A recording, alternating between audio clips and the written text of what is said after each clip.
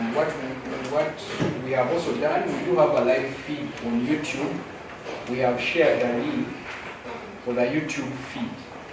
But we also shared this link just for purposes of our colleagues online to participate. In case you have a question, in case you want to give submission, it would be very good to unmute and say something. And with your permission, Dr. Edith is one of the directors.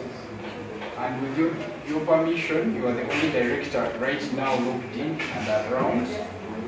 Allow me to call the congregation to order, the meeting to order, and we develop a very brief agenda. Over to you, Dr. Edith. Well, thank you very much, Joshua. Thank you very much for organizing this meeting and for everybody for being good, and you're very welcome. Mr. Atobu Joseph, you're very welcome, and we thank you for making the time to come and speak to us about operating principles and the functioning board. We are looking forward to this learning, looking forward to this training. It's just that everybody is running around. I think it's a time when everybody is running around. That's why the other directors may be in other meetings, but we're very pleased that you're with us and honored. And we welcome you, and we are all ears willing to learn from you. Thank you so much. Thank you very much, Dr. Edith. I think after your communication, we request that the members present can introduce themselves just to make it easy for Mr. Mako to refer to us. My name is Joshua Siwe.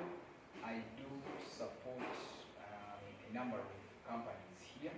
This training brings on board over 4 companies: Medical and Molecular Laboratories, Medical and Molecular Laboratories Limited is an NGO, Medimore Investments is a private company, Amcare Limited is a private company, but BMRI, which is Bulade Medical Research Institute, I think is the one that covers all of those. We do have directors that have promised they're going to join online, others are on their way, but currently we do have some presence around, and I request, I think we start from here, to introduce yourselves. And then after you should be loud.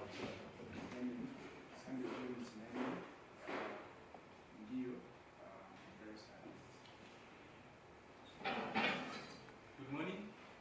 Daniel Makweli is my name. I'm the medical doctor at BMRI. Good morning, my name is Paul Bernabeu. Can't hear very well. Now we will stand up and please introduce yourself. Stand up and be heard. Good morning, my name is Barbara Nabile. I work with Leo Biosciences. Barbara Nabile works with Leo Biosciences as one of the research scientists there. Good morning, my name is Natume Fazira and I work as a nurse with BMRI. Miss Natume Fazira, a nurse with BMRI. I'm Doris Monica, BMRI. Miss Birud Monica, an administrator at BMRI. Ronald Nkongi, I'm a lab scientist. Mr. Ronald Nkongi, a lab scientist at Leo Biosciences. Good morning, everyone.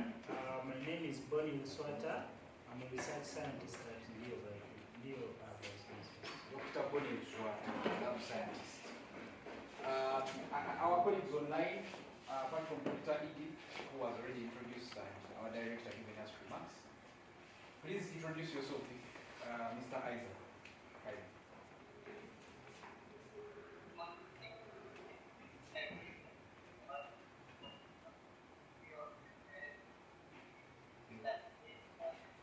I think you have a network issue. We can't hear you.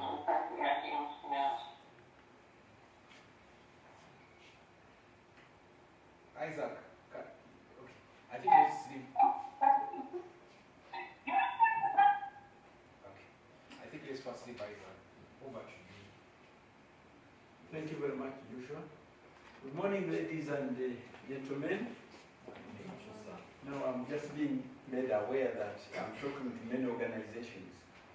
when I walked in, the only organization that referred to this scene, stand and be counted, was Ndio. I found the Ndio banner, so I have restructured my presentation to focus on Ndio. So I'll be excused if I emphasize Ndio. The others, it is through no fault of mine. It's because I have known you later. I can't even recollect the names as we talk. Now, thank you very much for the introductions, but of course, you can see this figure before you. The hair is changing color. The skin has also developed some physical features. Now, the brain also. It will be difficult for me to recollect your names. I probably would request that you get a marker and use one page and write your name and put it in front of you. That way I can better communicate with you personally when I know your name. I cannot recollect all the names that I only said. I can't even remember a single one. So just write in big letters so that I can refer you by name. I've been invited to talk to you. This is a conversation. It's not a training. It's not a seminar. It's a conversation because the knowledge resides within you. Mine is just to share that knowledge across and also learn from you because it's about your organization. It's not about Matovu. Today I've been invited to talk about two things. Number one, corporate governance principles and how they relate to a functioning board, how they make your board a functioning body, but also later on we shall talk about corporate strategy. I would like to believe that Ndio has a strategy. I know when I talk about strategy, most people get confused. For us, when we say strategy, we mean what you call a strategic plan. Are we together? So when I talk about strategy, please, your brain should quickly touch on that note, which reads strategic plan. Does Ndio have a strategic plan? Yes, no. I need a emphatic answer. Yes, I only had this. Yes. What about the other bodies? We had about 3 other bodies. I would prefer they don't feel left out. How many other bodies do you have, Joshua? We do have four institutions. 4 institutions. So let's deal with one, which is not in you. EMRI. Do you have a strategy? Good. The other is? MML. Medical and molecular laboratories. Medical and molecular, etc., etc. Do you have a strategy? Yes. So I'm talking about something, an animal that you understand very well. I'm not taking you to the wilderness of strategy, and I'm talking about something that you don't have, you have not seen. So those are the 2 areas of engagement: corporate governance and strategy. Corporate governance focuses more on the board, and I would have loved to see or to have many board members listening and attending and contributing, because this is going to be an interactive session. Are we together? So I expect to get contributions across the table and of course also virtually. Because if I'm preaching to the converted, it makes my work easy. If you are hearing about an animal called corporate governance for the first time, then you have to walk a very long journey today. How many have heard about corporate governance? Joshua here? Yes. Joshua has been with him somewhere else. So he knows. Yes? Where did you hear about corporate governance? You have to be loud at their ears, which are very distant. I heard about it when we were doing our health systems, where they elaborated it being a set of rules and guidelines followed to achieve a certain guidelines and rules to achieve a certain goal. You sure you didn't read it on the presentation somewhere? Because Joshua did me this favor and distributed this presentation. Somebody else who has heard about corporate governance that changes every year, it's called the King Code. And that is the global standard most people look at. Most people look at to track, to trace, and to comply with the corporate governance. It is based on South Africa, but for the whole world. Now, as we talk today, of course, most of the concepts we'll be talking about will relate to the previous code, which was King 4. But also, I have embedded elements of King 5. Because King 5 came into effect from the 1st January.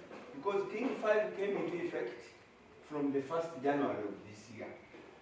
We are going to look at an overview of corporate governance so that we are at the same wavelength of understanding what corporate governance is in the context of DEO and so many others, which are, I understand, non-profit organizations.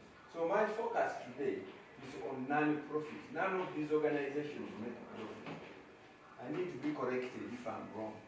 Are we together? We look at the body's purpose, because when you talk about corporate governance, the mind goes straight to the board, because corporate governance starts with the board. We look at the responsibilities of the board in corporate governance. We distinguish between responsibilities of the board and management. How many here are board members? Around this table, I've been told there is a board member who is attending virtually, but how many here are sit on a board? Even if it is not of the organization that has brought you here, how many sit on a board? None of you sit on a board? Not even LC? Yeah? Do we have an LC chairman here? The LC is the board of resource, because you have office bearers, you have a chairman, you have ward, councillors, so it is a representation of the board. Term is expired. And of course, whether the term has expired or not, the principles are you go with them. Okay? So what we learn here, we are not going to live here, and we are not going to live within the organizations that we serve when we go. So corporate governance is a living animal, and it helps us wherever we go. We distinguish between responsibilities of the board and collective responsibility. The people have heard about talk about collective responsibility. Have you heard about the terminology collective responsibility? Yes. We are going to see what it means, but also we need not confuse it with the responsibilities of the board, because many people confuse this. We want to demystify this confusion between the responsibilities of the board and the collective responsibilities that are required of board members. Then lastly, we distinguish between board and management, because corporate governance is there to make life easier for board members and for managers. So that managers understand their responsibilities, so that board members understand their duties. Are we there? By the way, if anything I've said is not clear, please raise a hand. I'm here not to confuse, but to clarify. Okay? Are we together? Good. We move on. What is corporate governance? I've told you about King Code. It's there.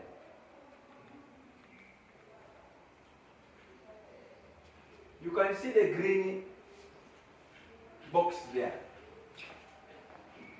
King Code defines corporate governance as the exercise of ethical and effective leadership. The exercise of ethical and effective leadership. So, to be corporate governance compliant, we have to be ethical. We must apply ethics in the organizations. But also, we must be seen to be ethical. We must live ethics. Ethics must be in our day-to-day lives. Okay? By the governing body, when we say governing body, whatever the organization is, we are talking about the board. By whatever name code. Some organizations have a board of governors, a board of directors, board of trustees.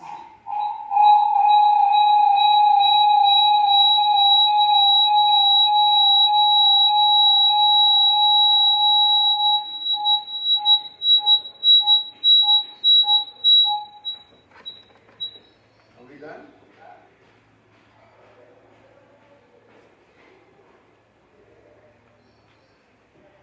Sorted? Good. So, when you hear the word board, it's the governing body of an organization, the apex body. The body which makes high-level decisions.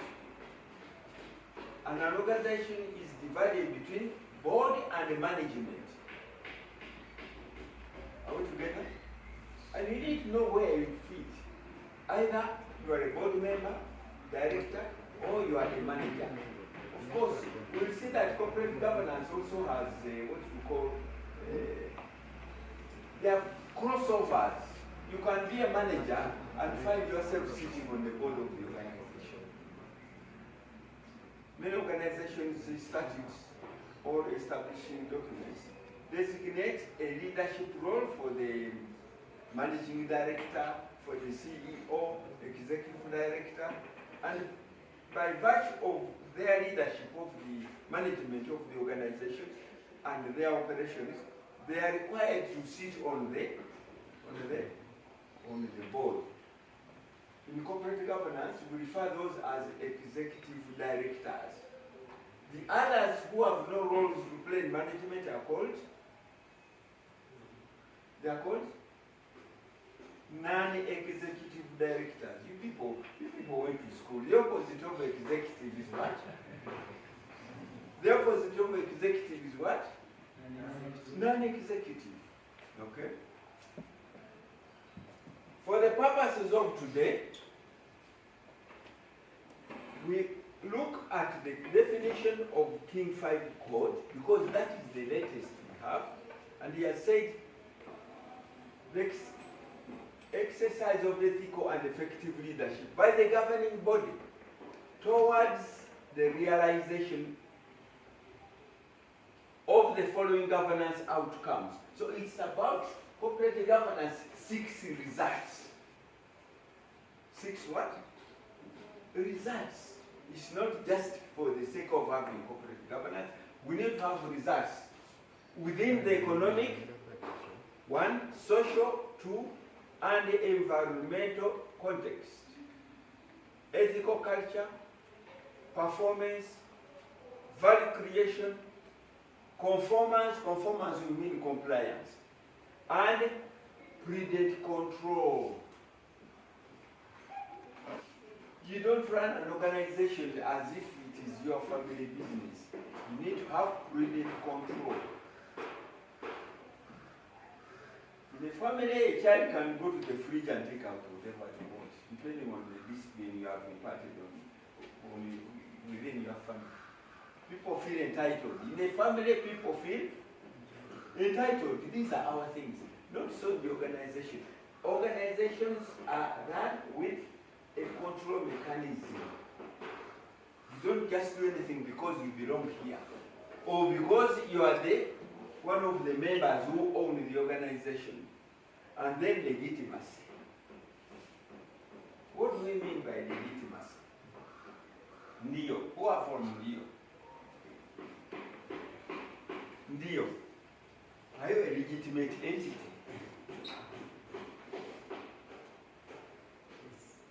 Yes. What tells you you are a legitimate entity? Prove that you are a legitimate entity. You we don't have time. We need quick thinking. Tell us what your mind tells you. You don't have to think hard. These things are on your fingertips. Louder. Certificate of registration. Joshua, next time you invite me here, I expect to see sweets on the plates. They are coming. So that I can award the right. I feel very unfair because corporate governance, as we are going to see, preaches fairness. Somebody gives the right answer, hits the nail on the head, and you just stare at that person. So let's have a big clap for him. Okay? Legitimacy. They are legitimate because they are holders of a certificate of registration, which means that they are a legally established institution or entity. They are a legal entity. Are we there? And when you are a legal entity in law, they call you a person. So Ndio is a person. In law, Ndio is a person. Which is your organization? BMRI. Is the Bullard Medical Research Institute. Okay. Are you also a legal entity? It's just a name that you call yourself. No, we are just. So in law, you are called a person. Do you have lawyers here? Yes. Who is the lawyer? What do we mean by a legal person? And in law, how many types of persons are there? Because biomedical, by what? There is biological. Yeah, in law there are two types of persons. Two types of persons. Number one, A natural person. a natural person. Just like who? Just like me, I'm natural. And we are not.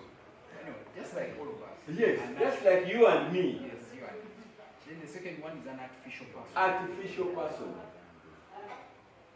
Artificial person because it is a corporate body. It is not, doesn't have the blood and can't speak, but it works through the person. it has the characteristics Characteristics of a person Exactly. in law. What are those characteristics? I want my people here to understand.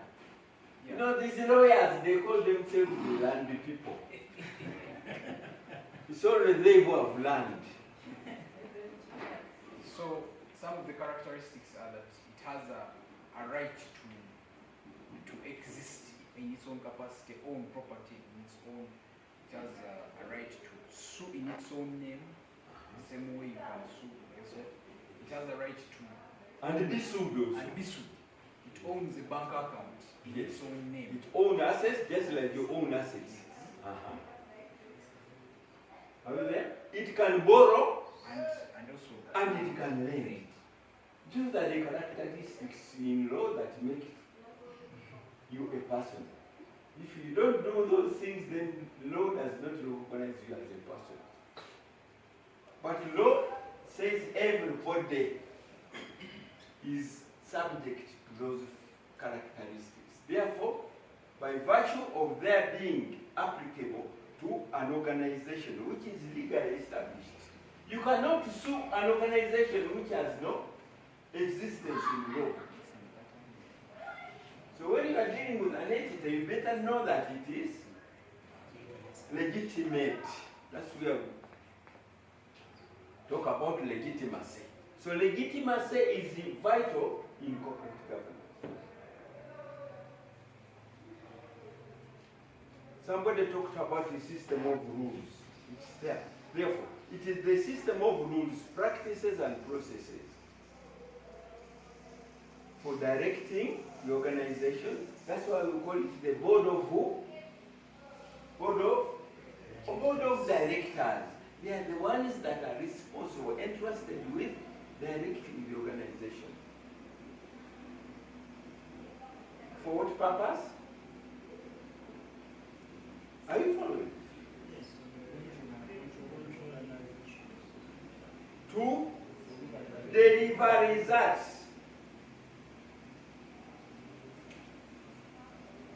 Does Ndio deliver results?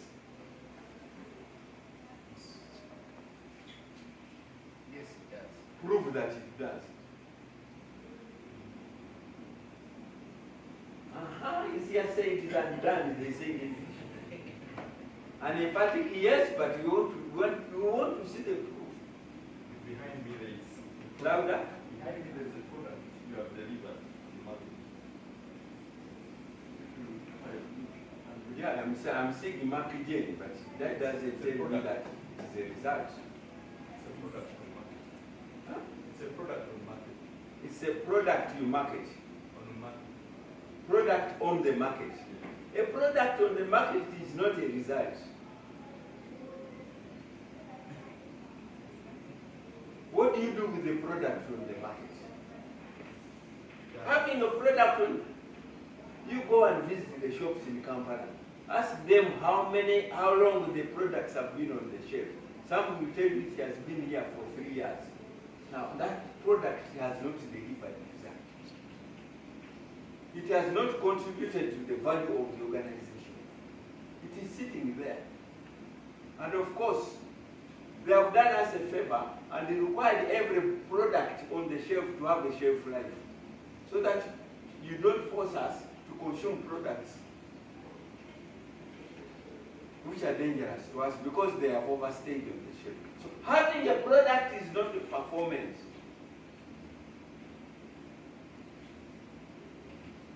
The product must do what?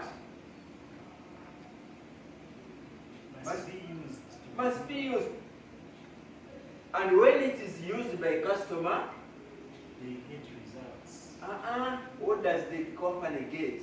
Money. Money. It must deliver value to the organization. And for us to talk about assets, okay? The product is an asset. Even the people in the organization are an asset. So every asset of the organization is expected to do what?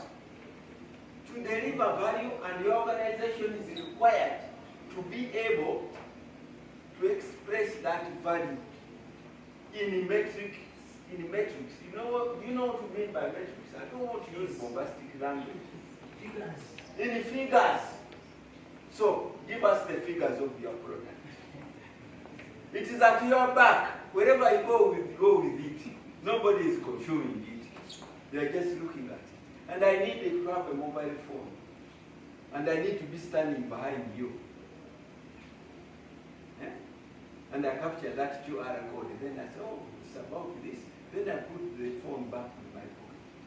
I don't need that product. Has it delivered value? Of course, people in science world. Louder. There are people listening. Yes, I'm saying people in the science world. People in the science have world. appreciated the product, like the people in molecular diagnostics that have utilized the product. How do you know? They give us feedback. You know from the metrics. Metrics is the word. So give me the metrics for that particular product. You created trouble for yourself. Give me some metrics. Give me some numbers associated with that product. Positive. We have done this. We have reached so many. We are spread across 10 districts in Uganda. Then you are performing. Are we there? You need to balance the interests of stakeholders. You know what we mean by stakeholders? What do we mean by stakeholders? I'm required to go to details because I'm seeing managers here. And if I'm talking to managers, I must ensure that they don't just come here, listen, and go empty-handed. What are stakeholders?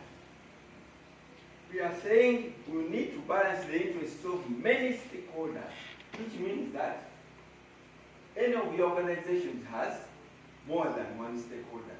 Yes, a lady? A stakeholder is anyone that can affect or influence an organization, either positively or negatively.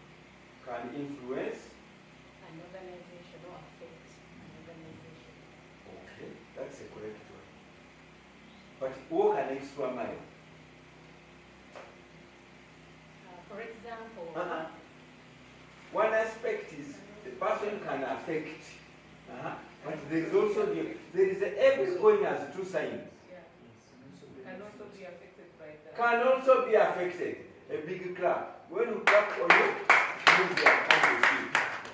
That are affect or are affected by the activities or operations. So we are saying that you need to balance the interests of those stakeholders. And we are giving example, owners, employees, customers, and funders. I know your organizations don't sit on tons and tons of money. When you tell me you are an NGO, the first word that comes to mind is that you walk with your hand open. So no different from the people I find on the streets. Because for them their hand is what? For what? Eh? To receive. The difference is that the others we call them what? And you call yourselves? Eh? Are we together? Yes. So, you need funders. The members that establish this organization may not necessarily have all the resources. There are organizations where the members have enough resources and they fund the organization and they are happy. But not every NGO. Okay? So the funders, people who dish into their pockets to make your organizations run, they are stakeholders. There is also government. And there are also the communities you serve. Where are the communities that you serve stakeholders? I need a quick answer. You can be affected. They can be affected. Okay? Therefore, if it is corporate governance, takes us to point number 1, number 2. Number 3 comes as a natural consequence. Because in whatever we do, we must be following a set of organizational objectives. What are the objectives of UNDIO? What are the key objectives of UNDIO and where do we find them? You are the managers of UNDIO. And I'm sure there are some board members of UNDIO somewhere listening. What are the objectives and where do we find them? Yeah, so the objective of video can be found in the memorandum. In the memorandum, the big clap. Because that is the legal establishing document. The legal establishing document in law is required to set out the objectives for which you have set up, established this entity. Okay? But those objectives affect everybody in the organization. The board, the management, and the staff. Okay? And by virtue of that interaction, we need to have a set of controls. Not everybody toes the line in an organization. Not everybody. We need to have controls. We don't want donors' money to come to these organizations and they end up on our funds. I hope you understand what I mean. When the donations ended up on a few privileged people's funds, there were no controls. And of course you are required to disclose. Corporate governance requires you to disclose. What does the word disclose mean? Abachala, my daughters. Disclose. Disclose means what? Transparent. Louder? Transparent. Transparency. To bring something to the light. To bring to the light. Yes. So it is the same as transparency. When you disclose, you are transparent.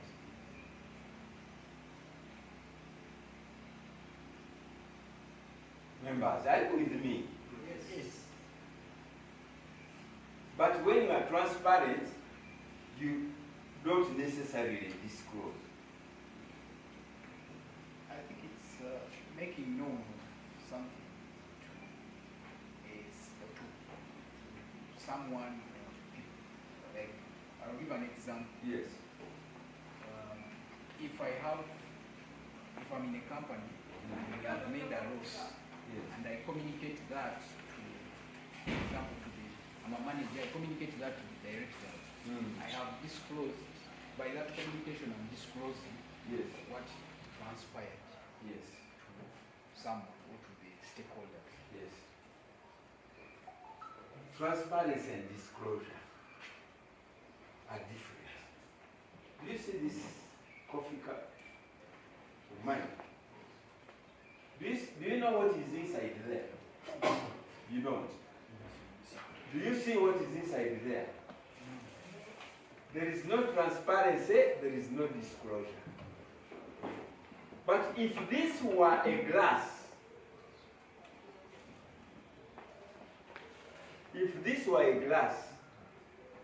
it would be, Transparent. because everybody can.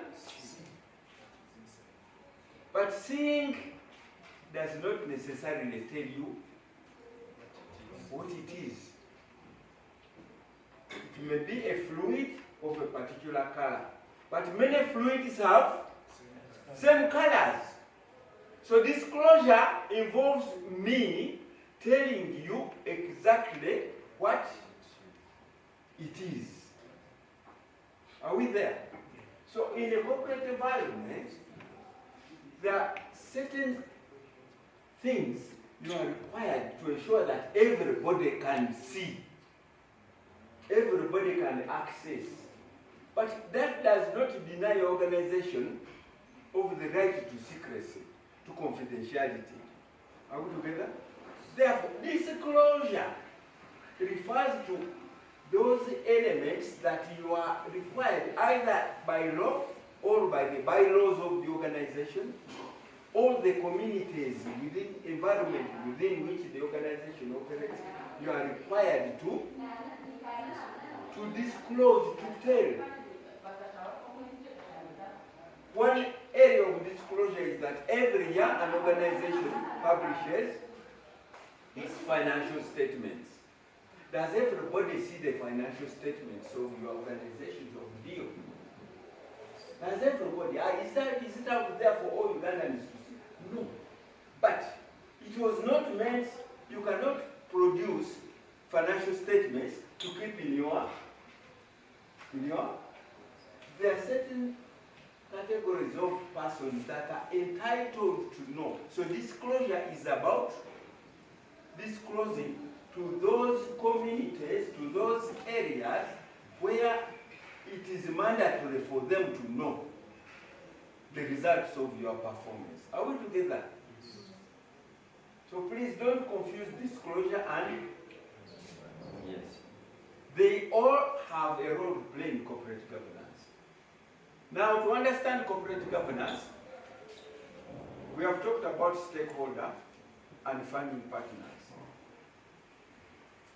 Stakeholders and funding partners have a relationship with the organization, and that relationship is driven by corporate governance through communication. There must be a two-way communication. Funders will not give you money because you have a nice logo, because you are always in the newspaper. There must be a communication. You must communicate. Are we together? Therefore, if we must survive in this competitive environment, we must make sure that our corporate governance is known across. It should be a no. Why? Louder. Corporate governance should be instructions, not orders. It should be instructions because instructions are defendable. orders, and it is rare for an order to be defended. So we need to lead. To lead. That's what we call the board leaders. Leadership. The leadership of the organization is the board. It should give, it makes decisions, gives instructions, and provides guidance. Those three. Okay? And of course, corporate governance enhances the corporate image of the organization. Now I'm here to challenge Dio. Now I'm a person who is multilingual. When I walked in here and I showed Dio, I said, this is Dio in which language? Huh? In Kiswahili. It means what in Kiswahili? Huh? Dio. Huh?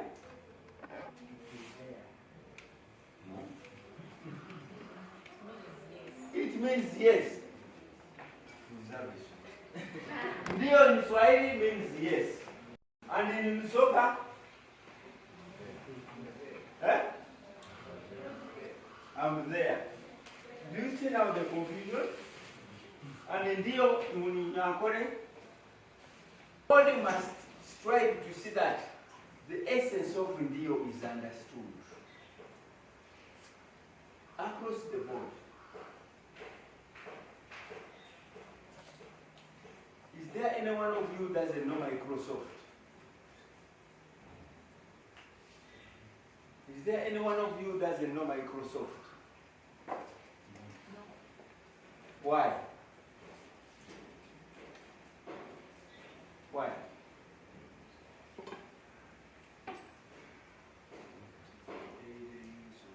Daily use, we say. Is it daily use?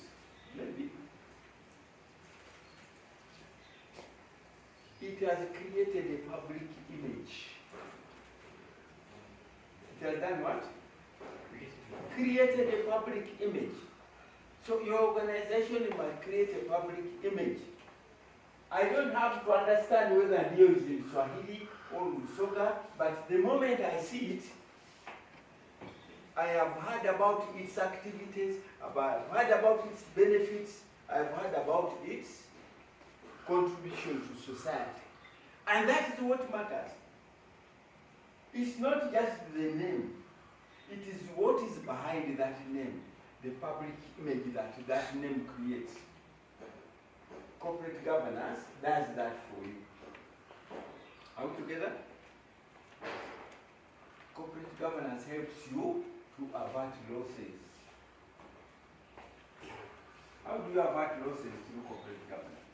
It has told you must have checks and controls. You therefore need to have an audit mechanism. You have an audit system at Ndio. I wish I was with the board members face to face. You know, sometimes I have little faith in these online virtual things. You don't see somebody and you hear when they are willing to contribute. But when I see you face to face, then there is that person-to-person interaction. Yes, we do. In Ndio, there is an audit. There is an audit. Who does the audit? We, because Ndio is around 5 years, practice or less, we do hire on an annual basis. We hire. You outsource. Outsource. You have external auditors Correct. who come and audit all your books. Yes. But they come only once in a year. They do come once. By the end of the year, a lot of things have taken place in the organization, and you only wait to be told by the external auditor at the end of the year. But there is also another mechanism. Which one?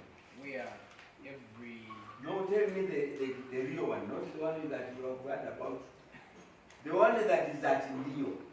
Finances are presented to the management every 3 months. But management are the ones who generate the finances. Finances are generated, financial accounts are generated from the operations. Yes. So now reports.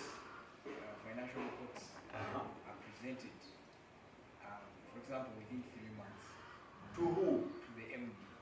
To the MD, who is the leader of management. Do you have ever heard of an animal called conflict of interest? So if the CEO has a stake somewhere and he sees some information implicating that party, that very person, he's likely to do what? Cover up. To cover up.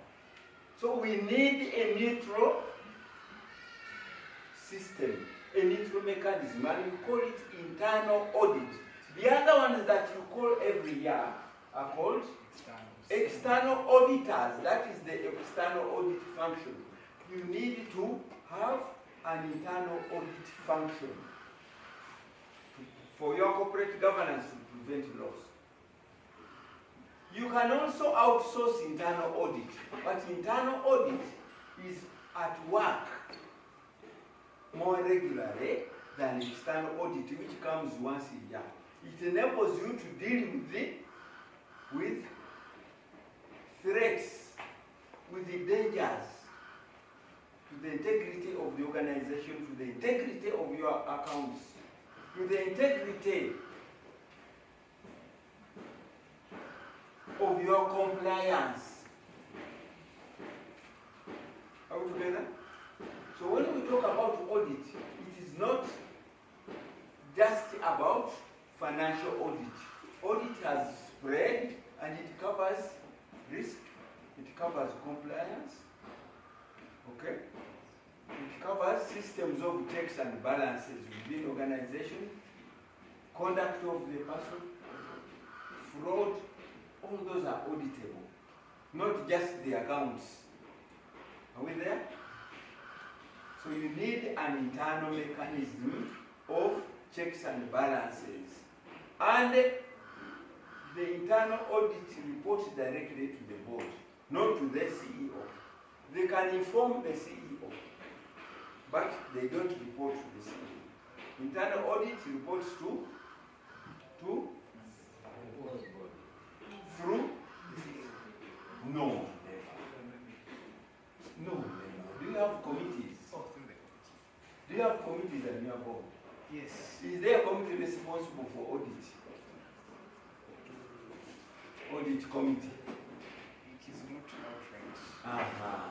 So when I come to organization and I find that there is no internal audit, there is no audit committee, then I know there is a problem and I emphasize, please institute internal audit, either outsourced or in-house. Make sure internal audit reports directly to the board through a dedicated committee for audit. Are we there? We have already stated corporate governance starts with the board. We have talked about high-level decisions as a function of the board. And I've just told you that the obligations stretch beyond financial and operational performance. We need to concern ourselves with our stakeholder relations, how we are affecting the environment, biomedical. When I hear the word biomedical, sometimes I shiver. Because I combine the word medical and biology in my layman's language. And when I combine medical and biology, my mind goes straight to what? To what? Medical waste.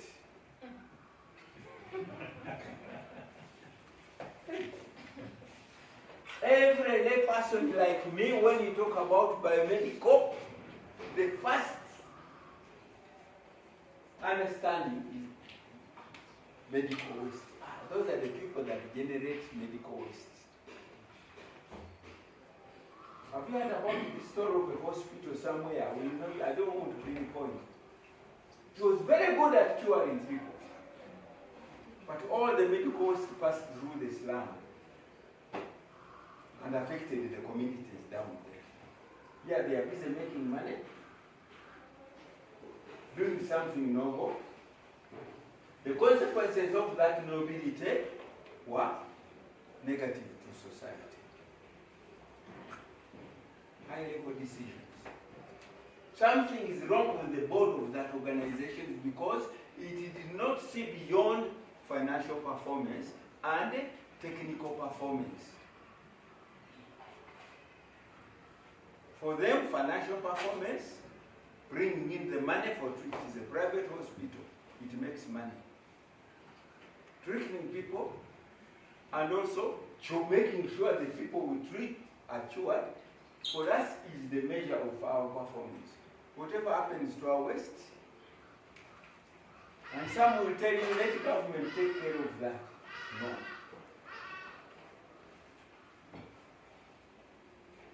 No.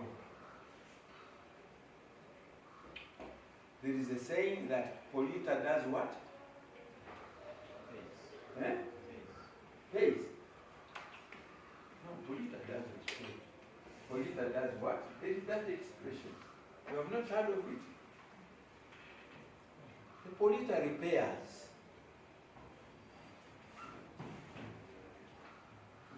Your biomedical waste goes into the water system. The law requires you to repair. Repairing does not stop at what? At making good. It also extends to compensating those people that you have affected. Hey. So corporate governance is important for the board because these are matters that the board should consider beyond financial and technical performance. Our stakeholders. Of course, how the board is composed. I'm not here to challenge how board members are brought to the board. I'm here to inform you that you need to have a diversity of skills. You can see this far we have gone, we have touched on so many things. We have touched on environment, we have touched on finance, we have touched on what else? Communities, we have touched on technology, which is core business. Now, all those that we have mentioned require a different set of skills. Therefore, if we understand our organization properly, we need to ensure that we have the correct blend of skills that we need to run the organization. The other hospital I told you about, they lacked that skill of evaluating the impact of their operations on society or on the surrounding communities. It's as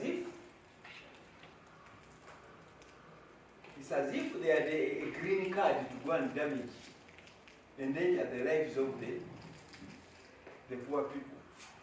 So you need to combine, you need a combination of skills at the board. You are in biomedical, I would be scandalized if your board members are professors in biomedical. Biomedical is it about biomedicine or other things? I'm here to learn. Professor so-and-so in this branch of biomedicine. Professor so-and-so in the other part, research in biomedicine. So every board member has an attachment to what? To?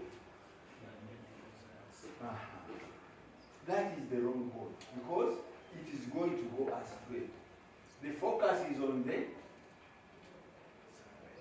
core business, on science. But an organization does not run on science alone.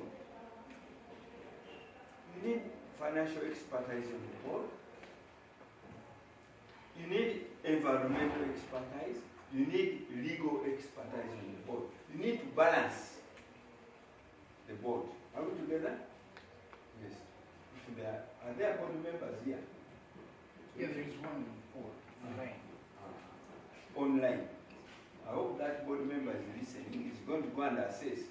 Because we require every year the board to assess the competences of the board members. We should have we call it a matrix, whereby the board identified the key concept, the key competencies required for the organization, and say, here we have a gap.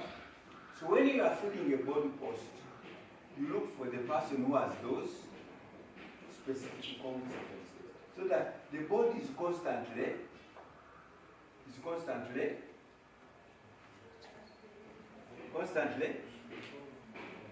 updated. Somebody picks the right word, I remove. The board must constantly update itself in terms of competences. When you talk about competences, we talk about knowledge, we talk about experience, we talk about skills. So competence is the broader. So I don't expect to see Professor Bio this, Professor Bio that, Professor Bio research, Professor Bio. No. It's well and good to have them because that's the core business. But please balance by having other non-core business competencies. Okay? Principles. There are many principles in corporate governance, but for the purpose of your organizations, I picked these 5. Accountability, transparency, fairness, responsibility, and risk management. Since I started here, I've been emphasizing fairness, even in the distribution of sweets. You remember? Transparency, we talked about.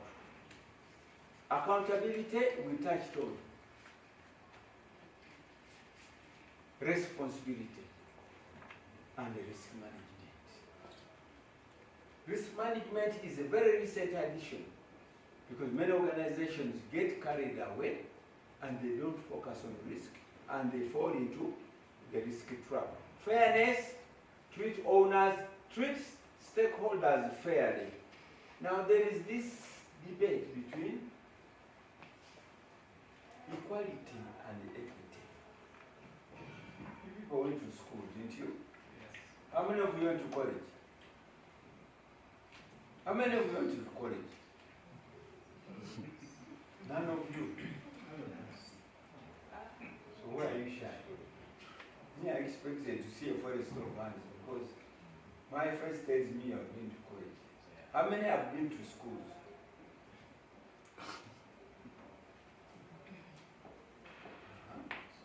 So when I talk about equity and equality, can somebody tell us the difference? To prove that you went to school or to college. Equity and equality. Because here we talk about fairly and with equitable consideration, not equal consideration. Your college. Yes. So the quality is treating equals Treating equality is treating equals equally. and equity is treating unequals unequally. Equity means Treating equals unequally or unequals unequally. which college did you go to? 2007. How many of you have heard of this global economic or global financial meltdown? You haven't. I see some of you are not born. So how could you have failed to know that there was a financial meltdown? There was a financial crisis that affected the entire globe. Left no one. And it has been traced back to poor corporate governance, and within poor corporate governance, there was risk what? Risk management flaws. Fundamental flaws in the risk management of financial institutions. It started with banking institutions and affected everybody. So please, board members, make sure that risk management is one of your primary oversight responsibilities.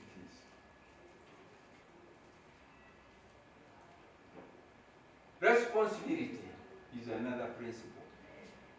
Board members are collectively responsible,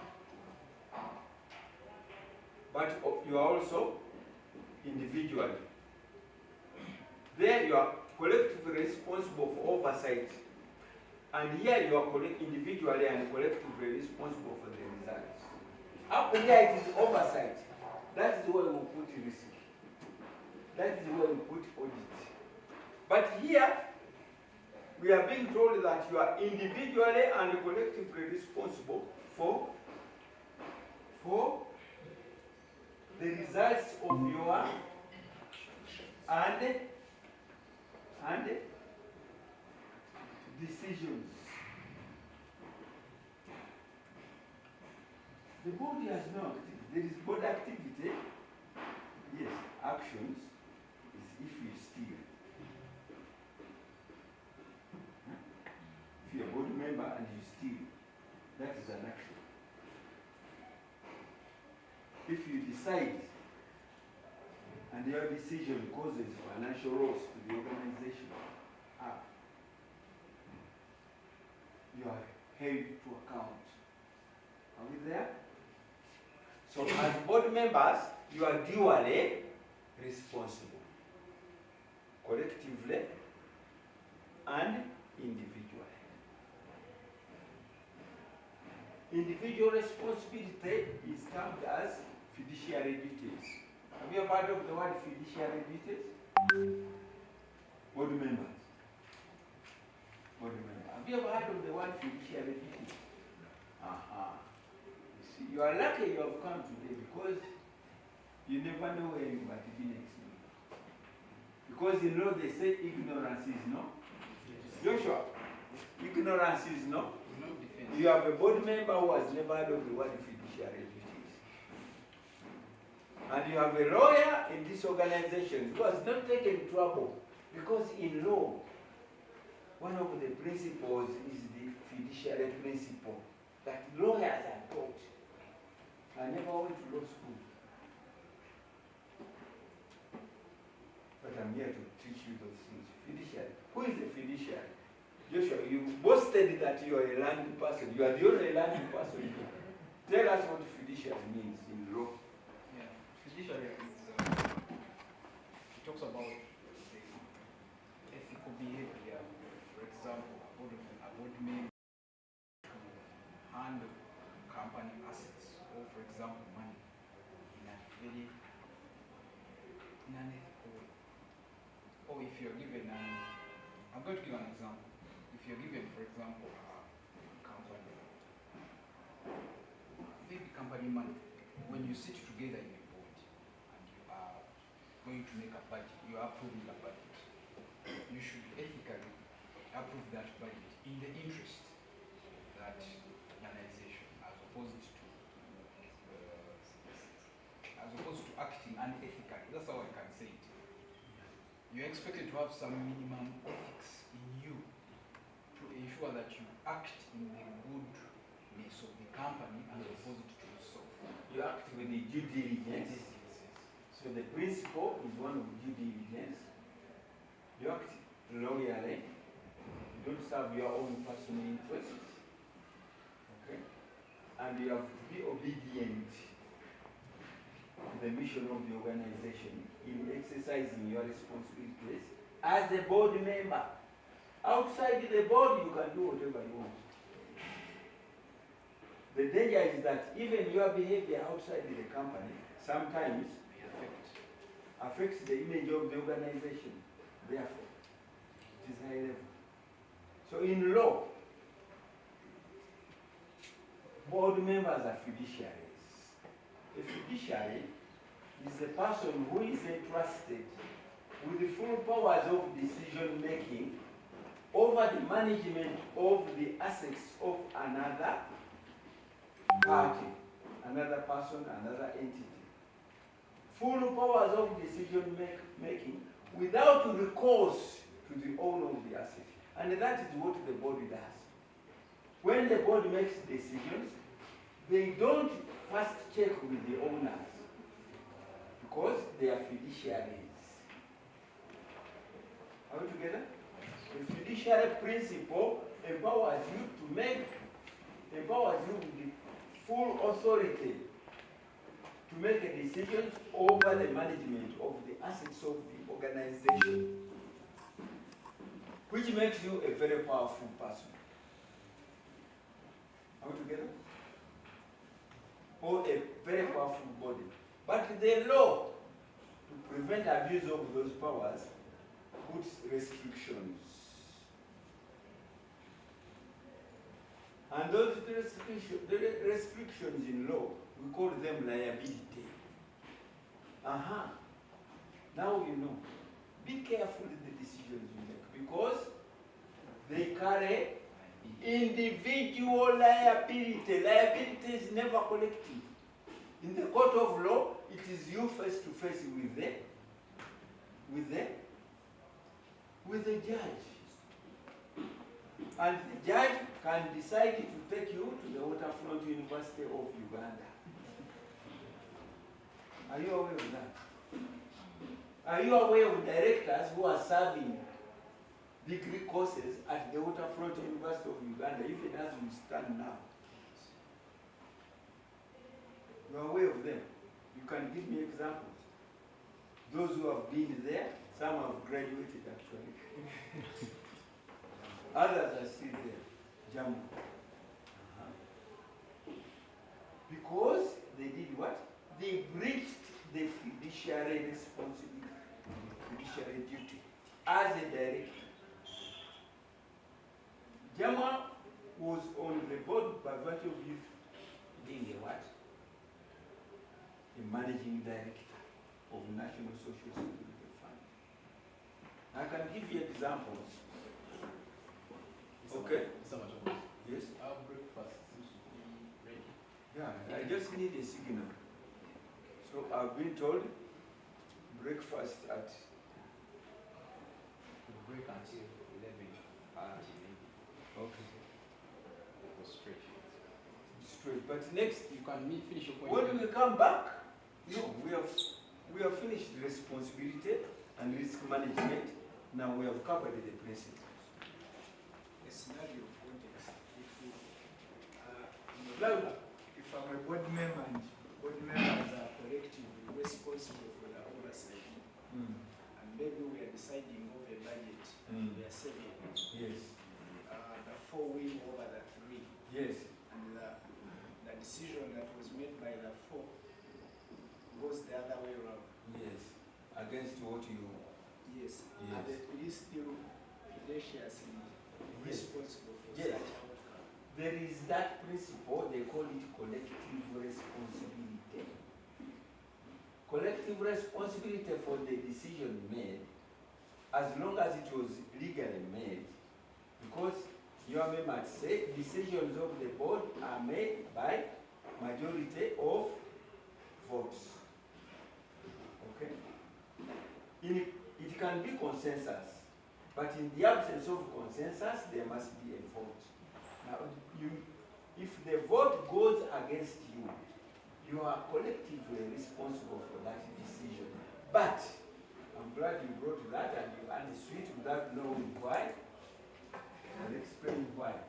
Because corporate governance was aware of these circumstances and put a proviso whereby if you have a dissenting vote or a dissenting voice to what the majority has decided, you are duty bound to require your dissenting vote to be registered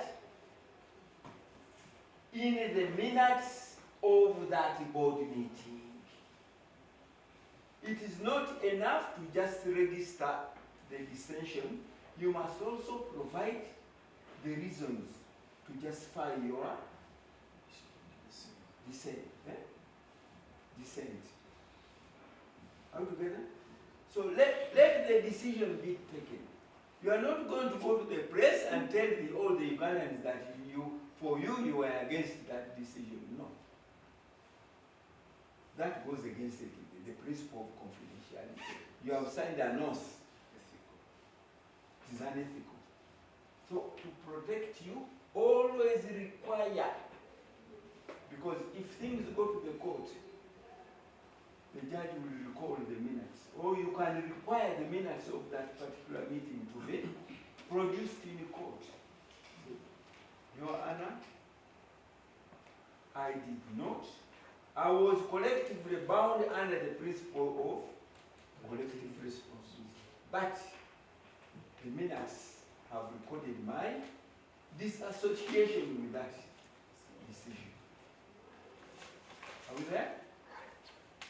So please always don't just go away and start grumbling, and then next you go to the New Vision. Next you are with the NTV. No. That is unethical. Register your dissent. I have responded to a question which interfered with the T, but it was for the good reasons. So, Joshua, I now hand over to you. Thank you very much. How much time do we give each other? Because we have now, we started late to start with. 20 minutes. That takes us to which time? 11:37. We are all here. For me, I start. Today you were lucky. I had threatened Joshua that I will be at 9 and I will start presenting the chairs.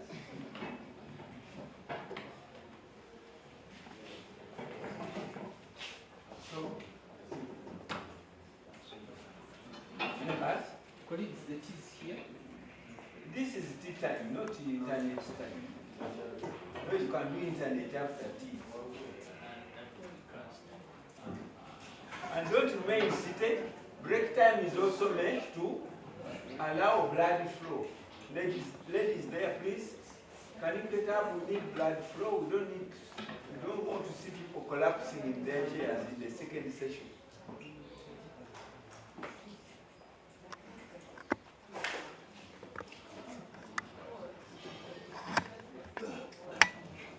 Yes. We're going to move faster now. Yeah, we're going to go. Yes, my son. One of the directors. Welcome. Welcome. What is the seat reserved for the day? We had looked at equity.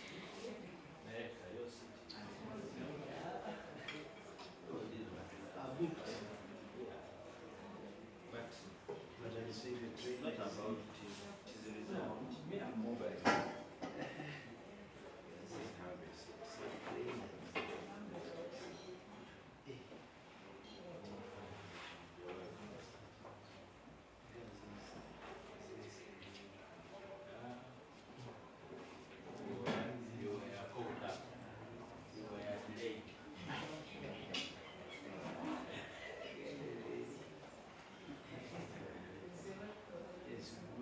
Morning, how is it, my son? You calculated tea time, so go and cheer up for tea time.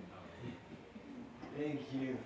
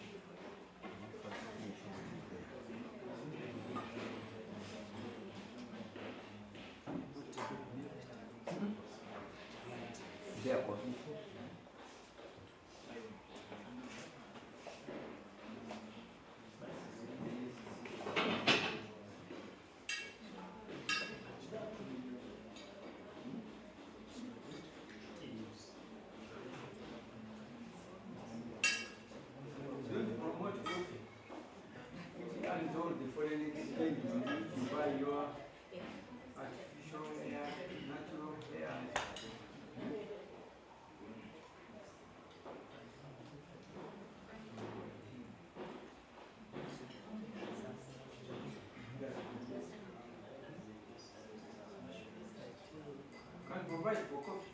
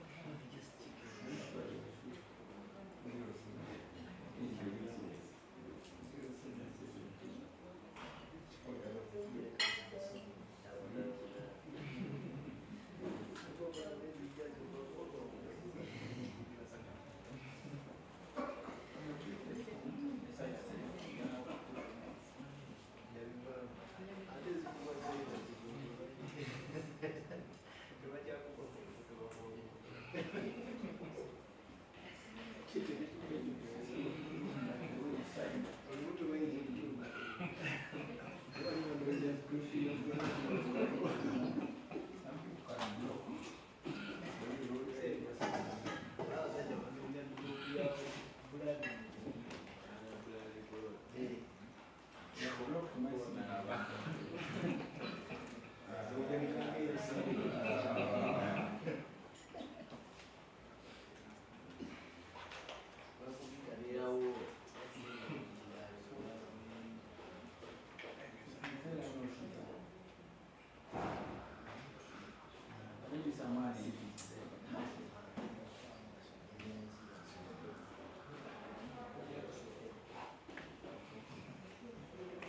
are our timekeeper. It is 11:30. We have 7 minutes. 7 minutes to go. Say it's 25.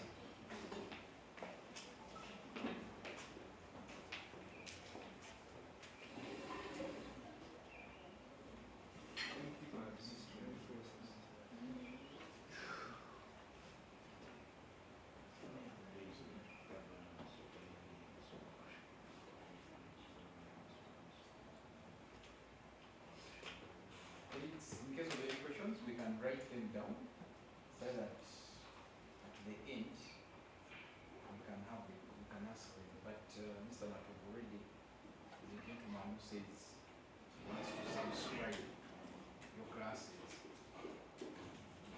I think he thinks you have some YouTube channel of bunch of classes that you organize. Or even in classes. Yeah, so that I'm more educated about the bio in medicine. Or the bio in science. Many people have been very unfair to us.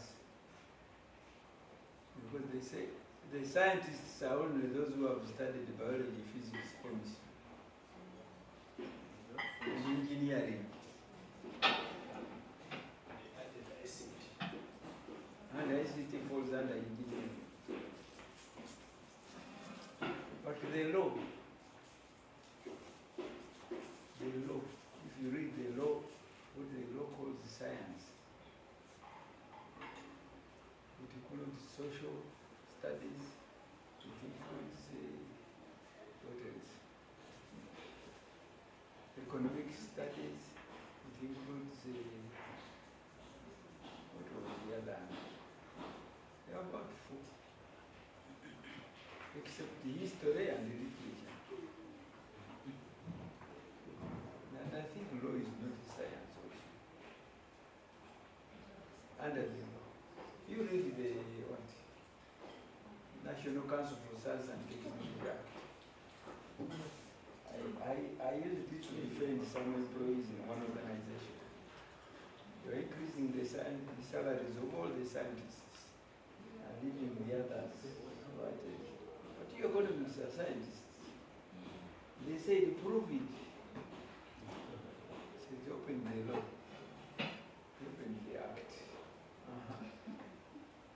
What are the sciences by definition? The whole string of disciplines.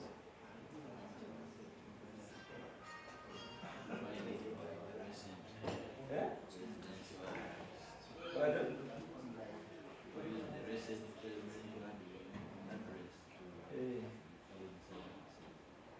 Was there a definition of sciences? For him, it says scientists. He's very careful. It says scientists.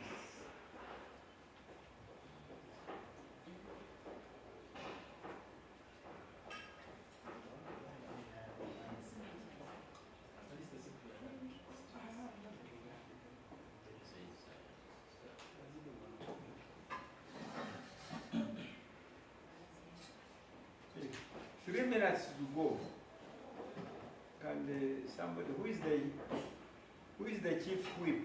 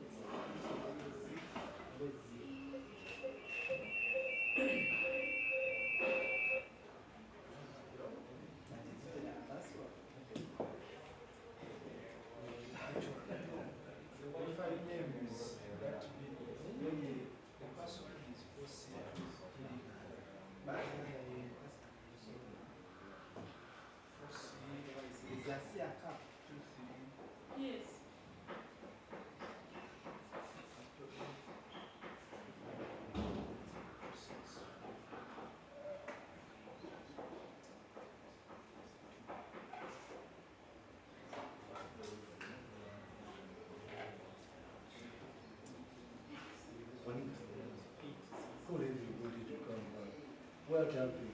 What went wrong?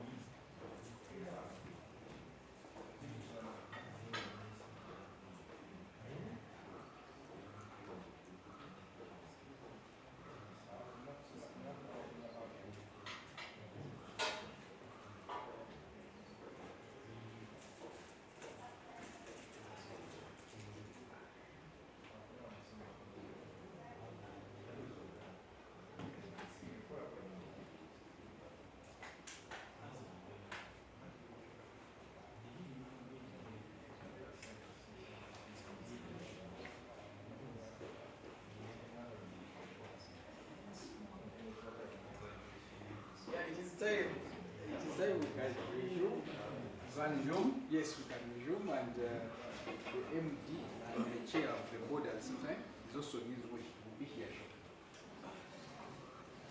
You prepare a seat. Yeah, we're going to prepare a seat. This one.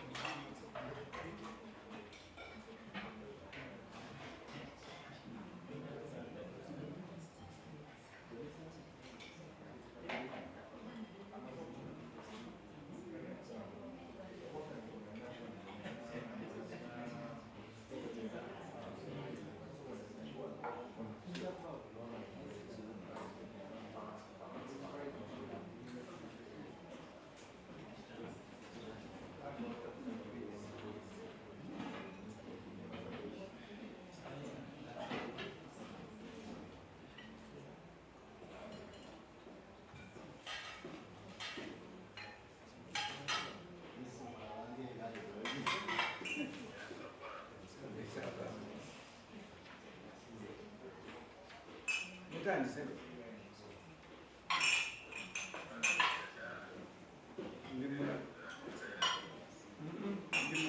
I told you Jane, I thought she would present my apologies. I'll be joining you after I finish my medical schedule. You could think I was quite near. Megan Namgana.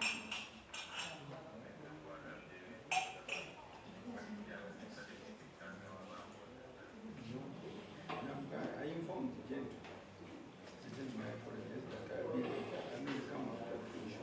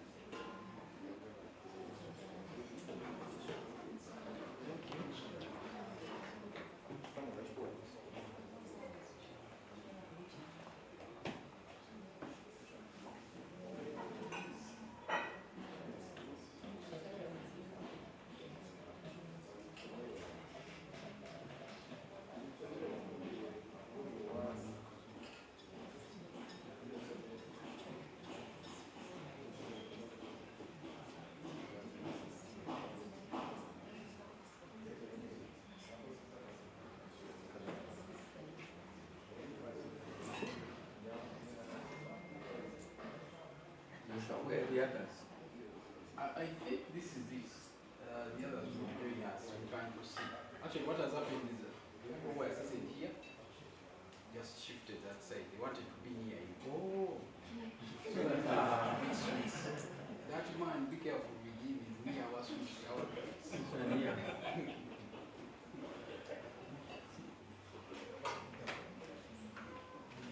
In physics, there is a principle. It says, like poles repel, and like poles attract. So, I don't know how that principle translates to our colleagues. But you don't need to be aware. You have only posted like poles closest to me. So there is They have defined the principle. there is a little danger of attraction.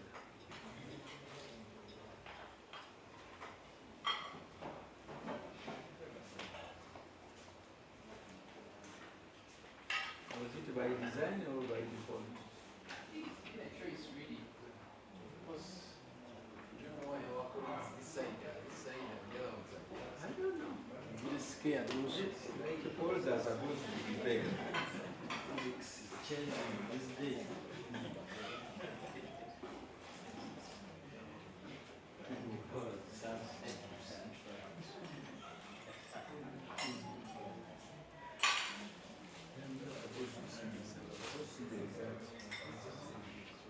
Okay, so that I'm ready. It's perfectly in order.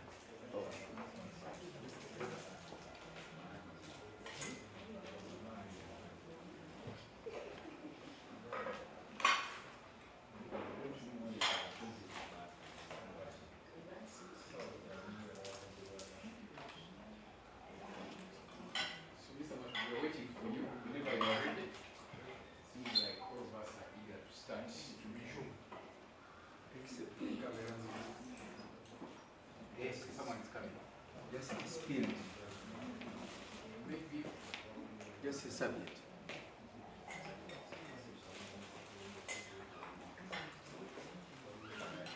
I should. It's okay. Someone's coming. Don't worry. Someone is.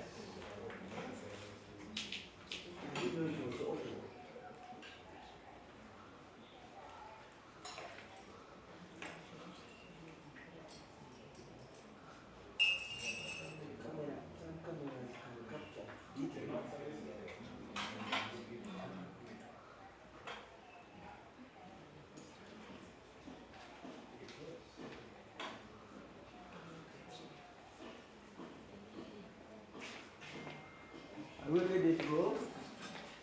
Yes.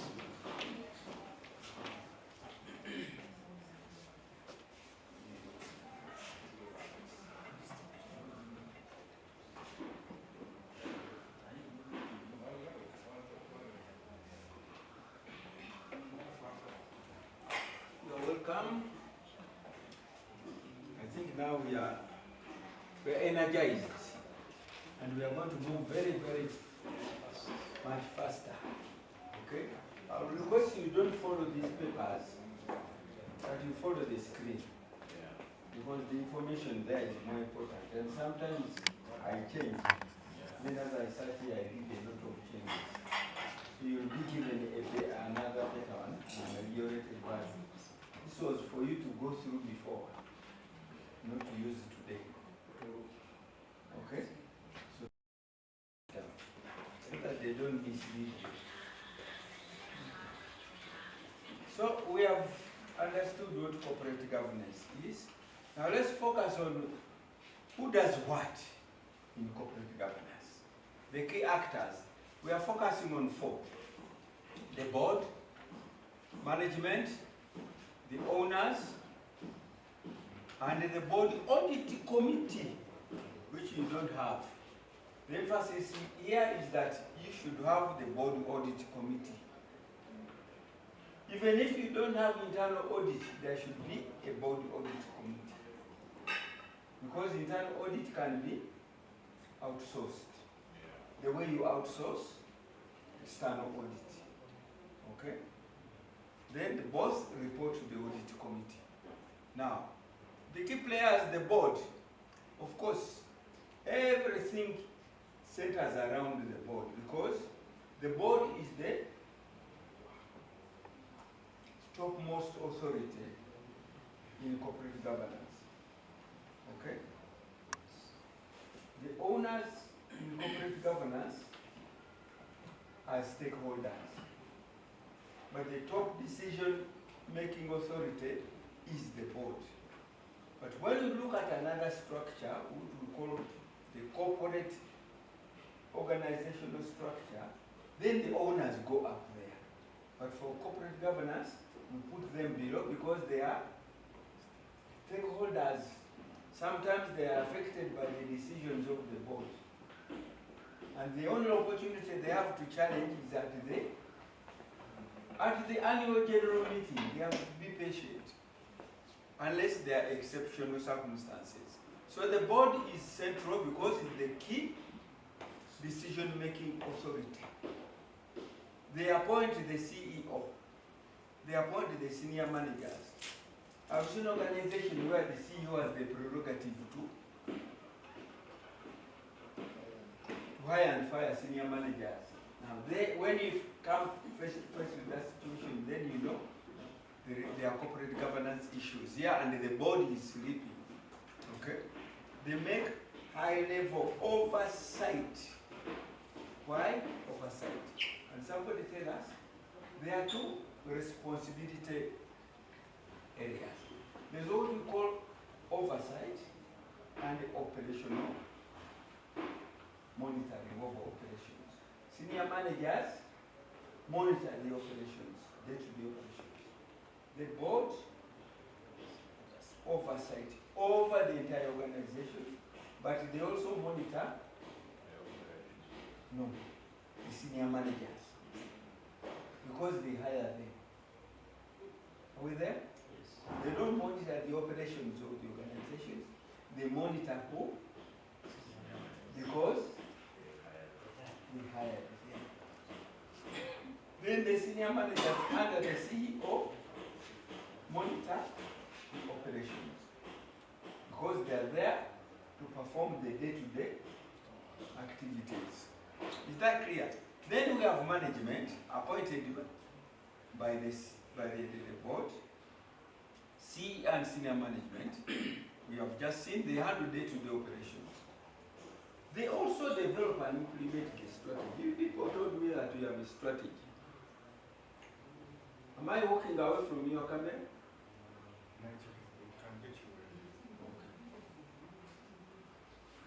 That animal we call strategy, and we are going to discuss strategy after this presentation. The strategy is developed by management. Strategy is developed by management and presented to after what? You mean they just receive it and approve? Yes. After scrutiny.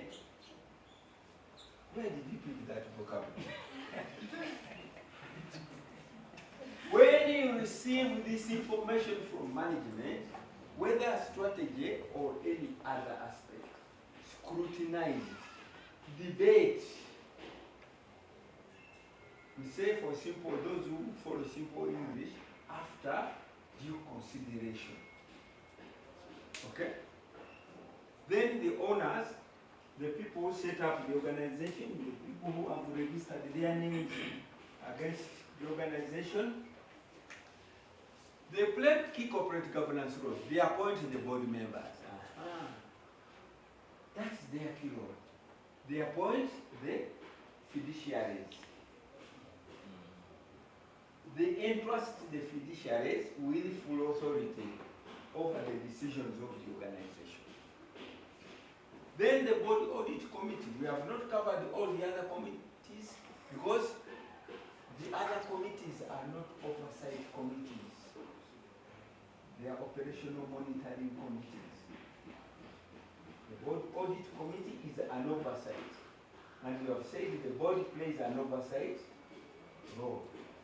Therefore, it plays a key role in the corporate governance of the entity. So these are key players.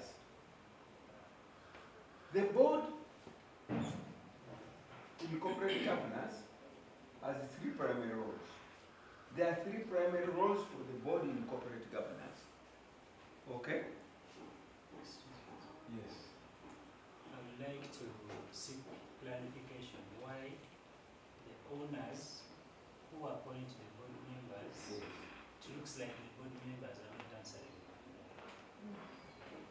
I didn't say that. Because I remember you said that they only have the annual general meeting Yes. to air out their... Not annual, the general meeting. Because some general meetings may not be. They have the prerogative of an emergency or an extraordinary general meeting. If your board members are not doing well the job, they will not wait until they can cause a general meeting. And fire the entire board. That is their power. You understand now? Yes. They don't get into their oversight responsibilities. They hold the board to account. You remember fiduciary? Yes. This is a person entrusted with full powers. Therefore, the members don't come. They wait. They wait for you. Okay? In corporate governance, the board plays crucial roles. These crucial roles are focused on ethical conduct and serving the interests of the stakeholders. Okay? And these are three primary roles. We're going to see. Number one, there is the governance role. Okay, we are talking about corporate governance in the broad sense, but there is also what we call governance. The governance of the entity, setting corporate values and culture. You are the director of Ndio. BMR. Which one? BMR, Bulati, Bulati. Medical Research. That's a Uganda town. Yes. Where is Sugar town? Meaning what? Calm. Calm. The waters can be calm. The tempers can be calm. So which is which? When you say Uganda, as a Muganda, you say Bulati, Uganda Bulati. That is restricts me to Uganda. It's at peace. Eh? Bulati Obuchi. Uganda. So you are focused on Uganda. Now I get it. Do you have values? Hey, come again. Obulamu bulade. Is it about Obulamu or Uganda? Uganda. The emphasis from the director that it is Uganda focus. Why am I losing my screen? Where is it?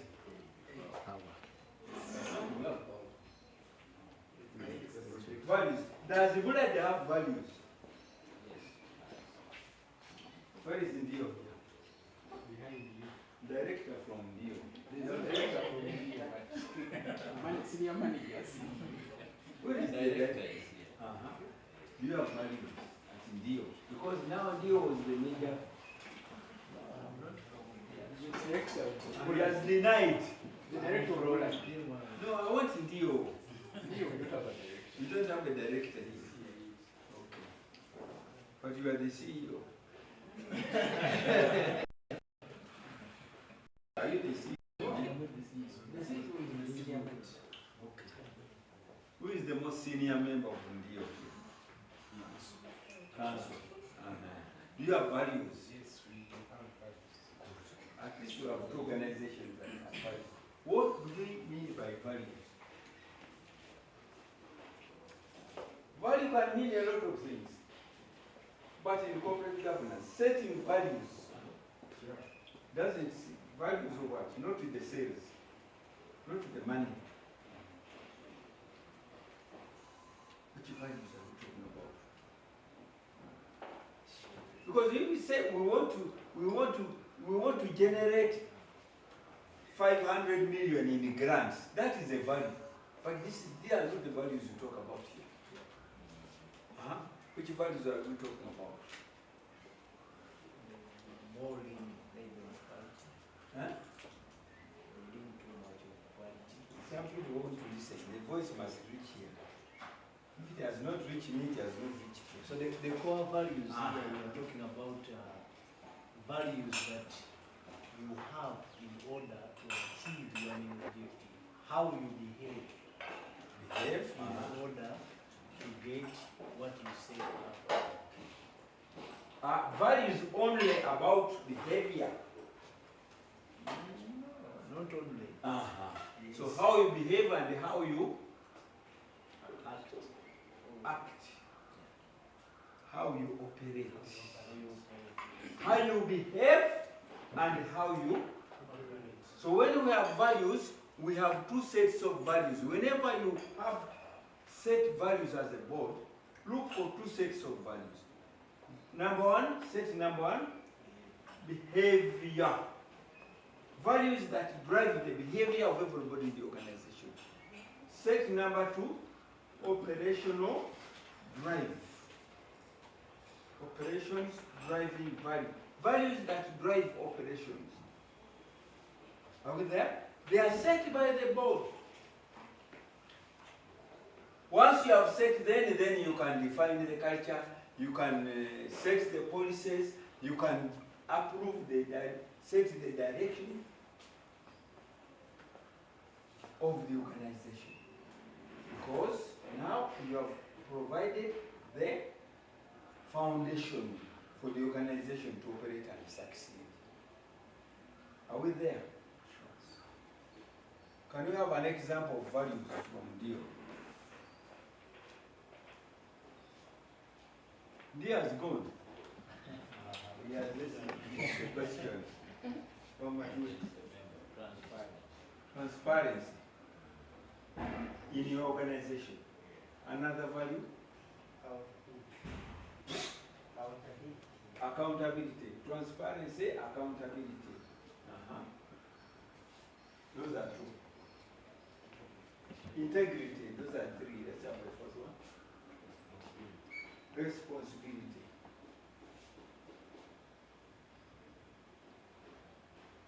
Number one was transparency. Number two, accountability. Number three, integrity.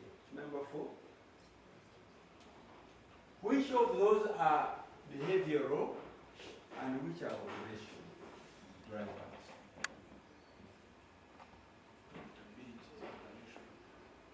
Accountability Is operation. Why and how? Let's be quick because time is catching up. The how part, the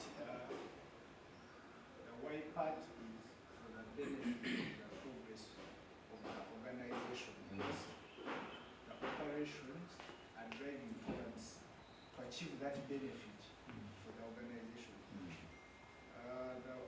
The how part, the how part is could be personally. It's not your culture to be accountable, but because it is an operational requirement. in terms of- But I may also be unethical, but when I get into this organization, I have to be ethical. Outside the organization, I become the criminal.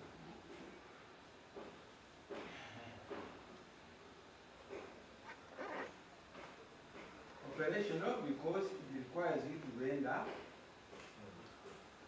accountability, to render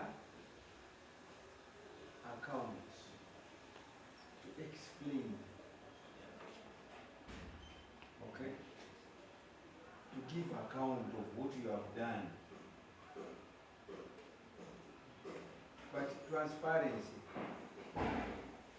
you can't be transparent here and not be transparent in your family. Values, behavioral values are expected to be part of your DNA. Is that a scientific term? Is it I didn't study science? Are we together? So all this accountability, all accountability is operation. Can we have another value from your organization which is operational drive? Which does not influence your behavior but influences the way business is done in your organization. Innovation. It drives everybody to be focused on developing new ideas, developing new products, new services, etc. Are we together now? So when I look at the sets of values in your organization, so when you go back, assess whether you have the combination, the dual combination of behavioral and operational drive. Okay? Number two, conformance. You can see that 20% there. We have attached the value to each of these roles. Governance consumes only 20% of the resources of the organization and only 20% of the time.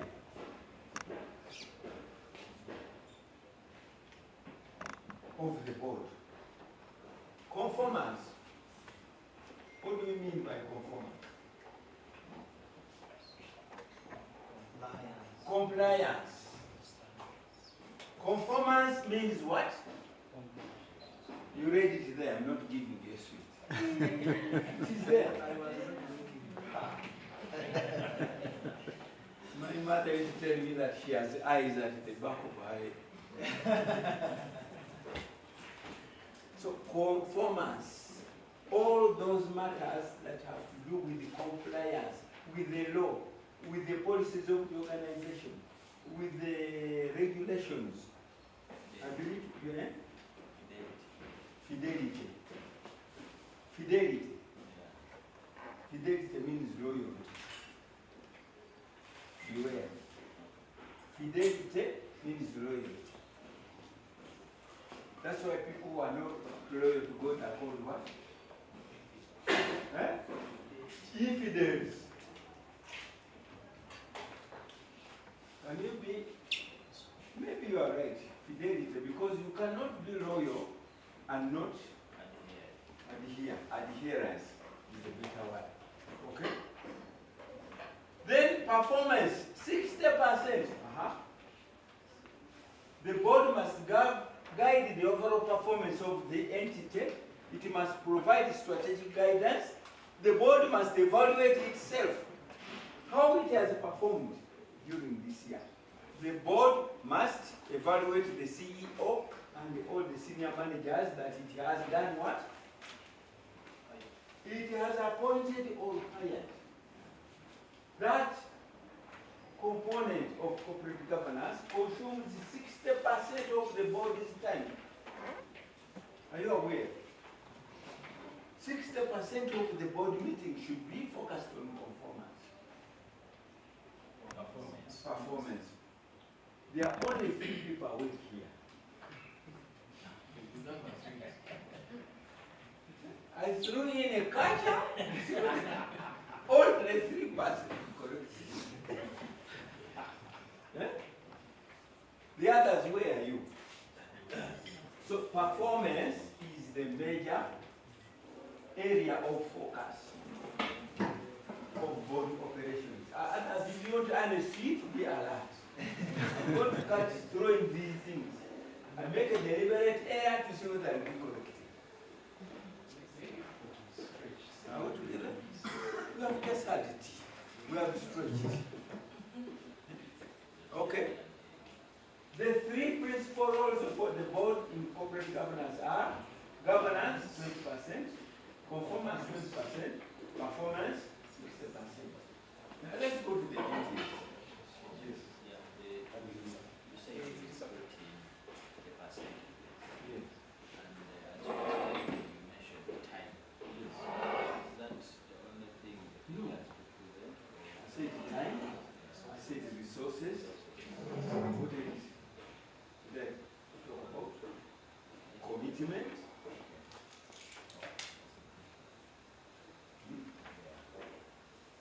Your board agenda, when they were chairing the meeting, make sure that performance, focus on performance. You may have an agenda of 11 items.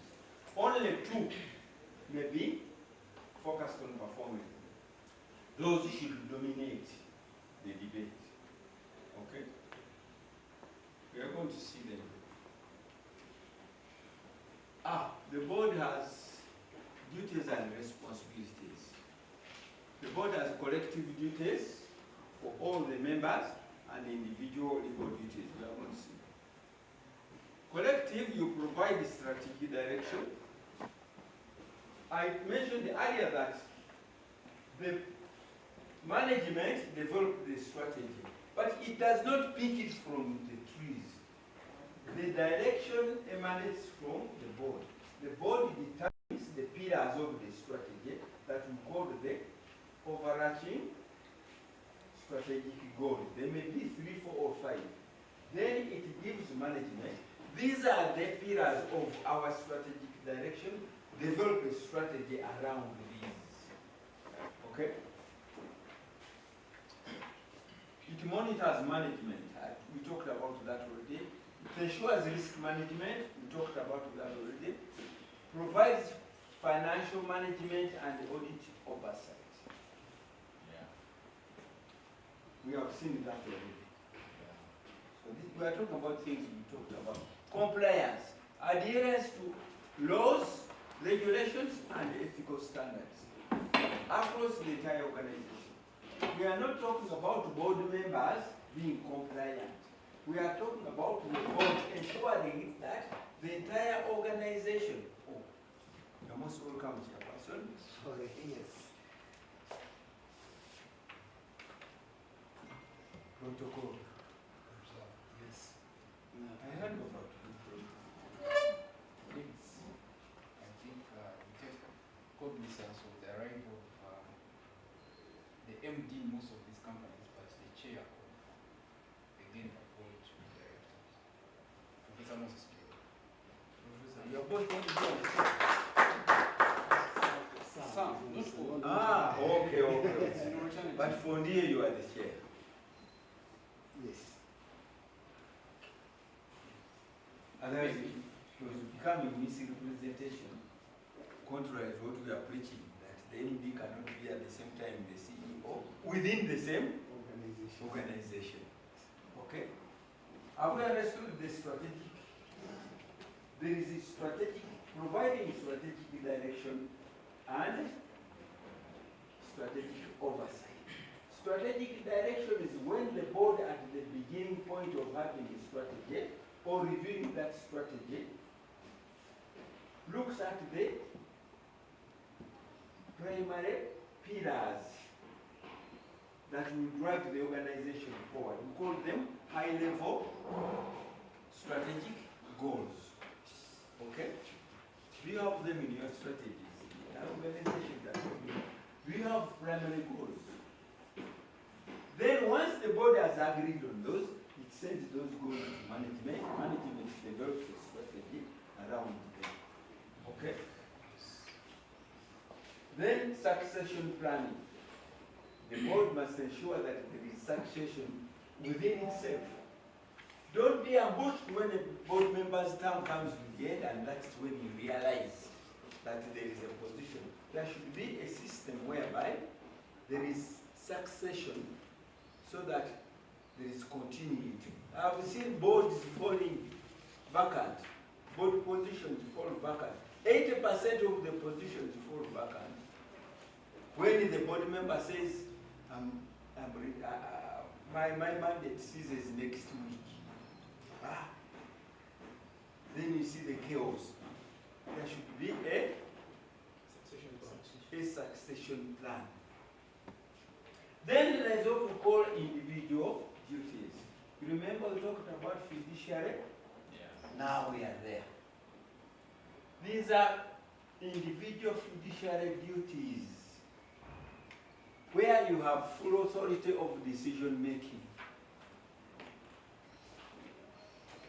The duty of care and skill, exercise reasonable care in the decisions that you make.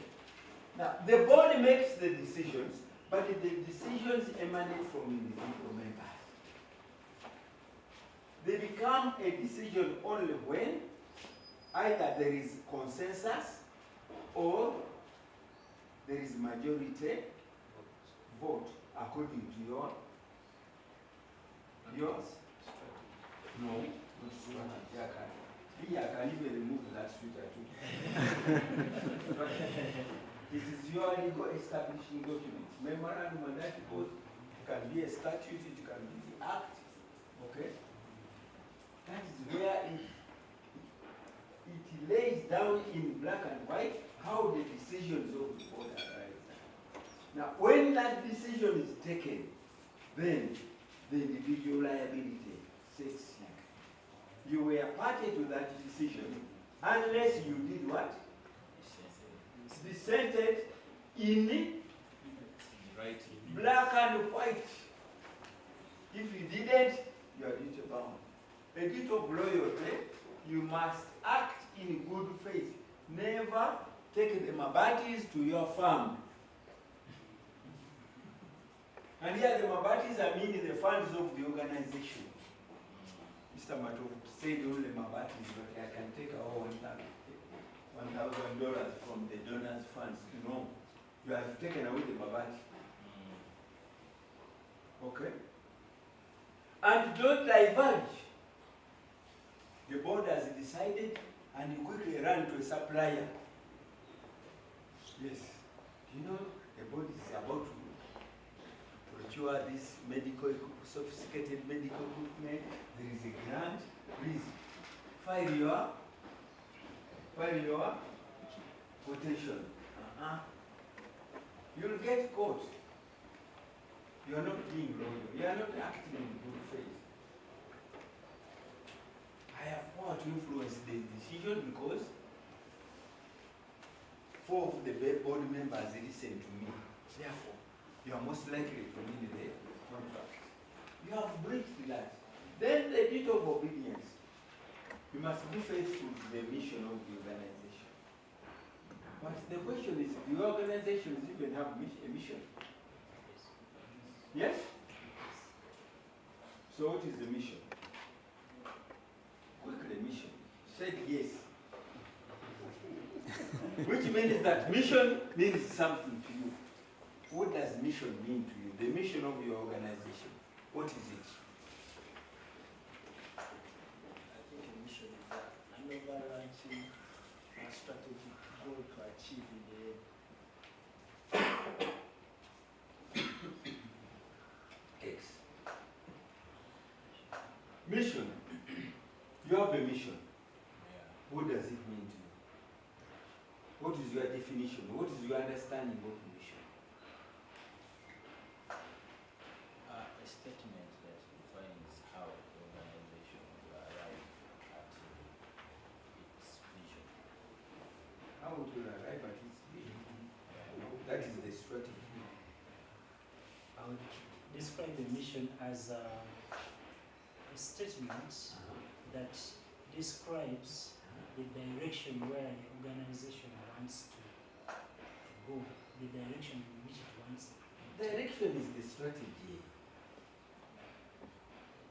It's the main focus of the organization. Main focus of the organization. Give us a better word. The targeted achievement. No, that is strategy.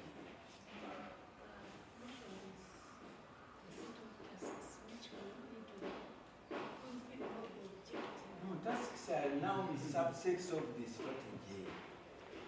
Mission. They just modify it's the purpose. It's the purpose.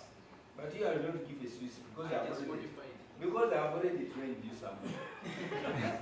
Would be rigging. You knew.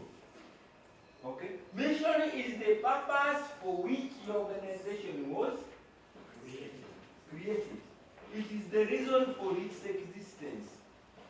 And if you're a board member and you are not loyal to that mission, and you see the suite is going back. You are a director of the organization and you do not know the purpose.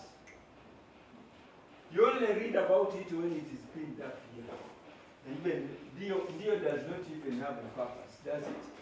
It has a vision and a vision. How can you have two visions?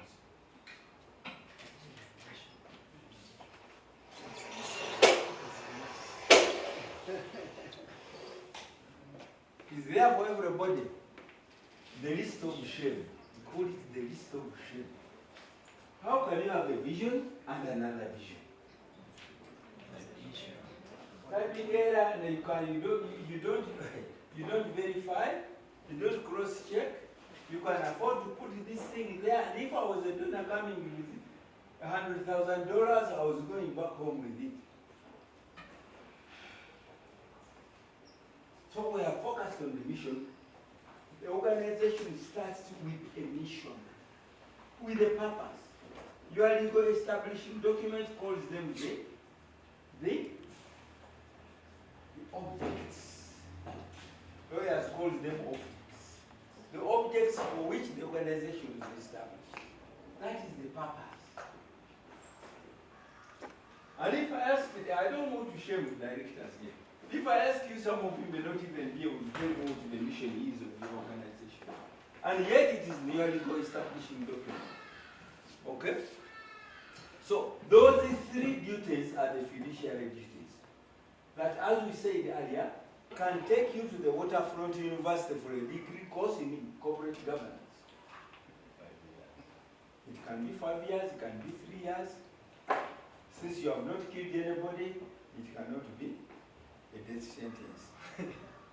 But it's a death knell for your reputation. JAMA can never do any auditing. All the audit authorities have blacklisted him. He is not permitted to do any auditing or accounting business. It is as serious as that. Now, I don't know where in biosciences you could go wrong and be blacklisted. But it's there because you have what we call professional standards. Are we there? So, be aware of those fiduciary duties. You take the decisions collectively, and yet the consequences bear individual what? Liability. Now, this is what we call collective responsibility and body responsibilities. Body responsibilities here refer to the individual duties and obligations that are assigned to each and all directors, either each individually or all directors collectively. The body can decide to assign duties to a particular director. Okay? Then those are your individual duties. Especially if you have a specialty that other board members don't have, and say, oh, so and so must always look at this document. We have a lawyer, a board member who is a lawyer, so any legal document must first and foremost pass the eye of the lawyer to give other members the assurance before they make the decision. Are we together? So when you meet that lawyer, the chair calls that lawyer. There is no wasting time to debate legal things which you don't understand. And this is where many boards go wrong. Board members think that because they have been appointed to board positions, they are the owners of knowledge for the organization. The answer is no. Give credit where it's due. If it is engineering and you have an engineering member, let him give it a professional look before it comes to debate. So that you debate the professional opinion rather than the ignorance of the board members. There are many boards where board members sit and discuss their own ignorance. Everybody comes up with the ideas on anything that they command. No, expertise over. Debate over an expert opinion and relate it to the organization. And ask questions of the owner of the opinion until you are satisfied fully that the decision you make is in the best interest of the organization. So that is what we call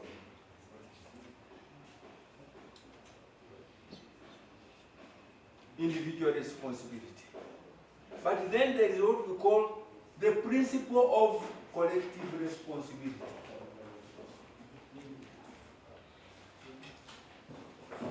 The principle of collective responsibility refers to all members owning responsibility over a decision taken. And we have already gone through this one. You don't have to agree to a decision to own a responsibility for that decision. But if you feel strongly about that decision, we have said that ensure that your dissenting voice or dissenting vote is done, what? Is minuted. That does not exonerate you from the collective responsibility, but it clears you from the consequences of that decision. You are part of the collective responsibility because you never resigned because of that decision. Yes. You still remain a board member, and it is a board decision. But because of your strong dissension to that decision, you required it to be attached to you that you never agreed to that decision, and you gave the justification for your, don't just say, I don't agree, members. I don't agree, put me members. Why? There must be a reason, and that reason must come there. Are we together now? Are you clear about the principle of collective responsibility in decision making and the responsibilities of the board in executing their roles and functions. The two are different. Are we there? We have explained that already. Now there is that thing called the board and that thing called management. They are distinct, but we are not saying that they should not see eye to eye. I've seen organizations where board members don't see eye to eye with management. And those are the circumstances where we find the board gives orders to management. And we have seen that. What are the consequences of giving orders? What are the consequences of giving orders rather than giving instruction? Louder. Orders are not defended. Orders are difficult to defend because you are not a military establishment. Military governance is distinct from corporate governance. Order in order, what does it mean? There is nobody that is going to tell management order is order. Sometimes management can challenge some of your decisions within the parameters available. Don't just go and say and challenge the decision of the board, maybe in the press or among the employees. Today our board has made the wrong decision of, no. You have got the channel of the CEO. The CEO in many organizations sits on the board as a board member, but also is part of the management. And that is why the CEO is a very critical link between board and management. Air you have used to the CEO. Then the CEO, in his or her wisdom, will find means of taking the matter to the board for attention. Okay? So, the governance role is that of the board. Setting goals, we said that. Direction, we mean strategic direction. Limitations, the board puts limitations on the powers of the CEO and management. And of course it's so, because the limitation principle is two-way. There are certain things the board cannot do. The board should never micromanage the organization. The board should never assume the role and responsibilities of management, and the other way around. Are you together?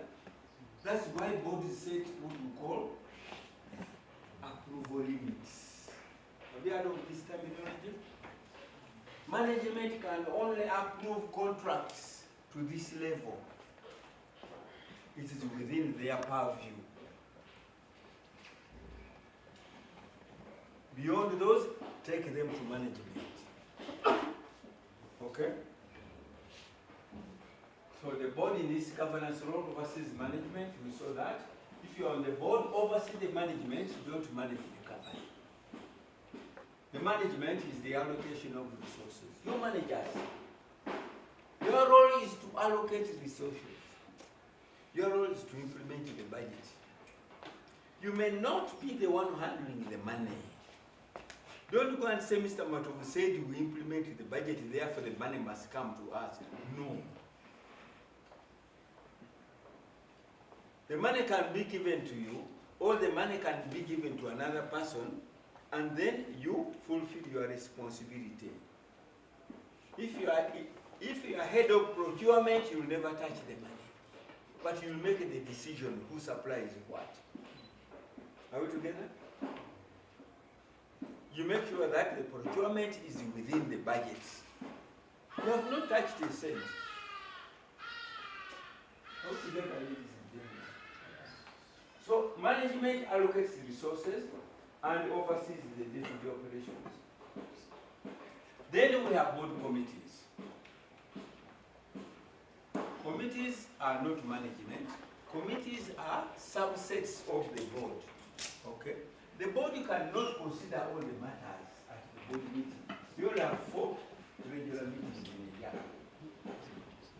So corporate governance requires the board to break up into distinct committees responsible for key portfolios.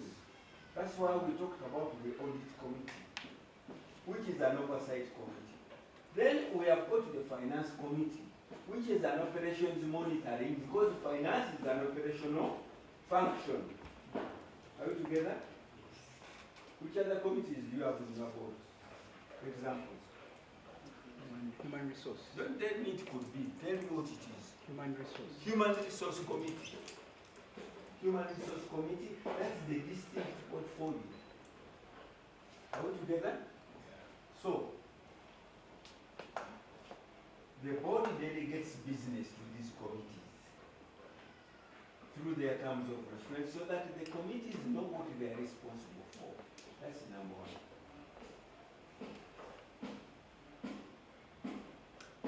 Level of delegation is what is written in black and white under your terms of reference.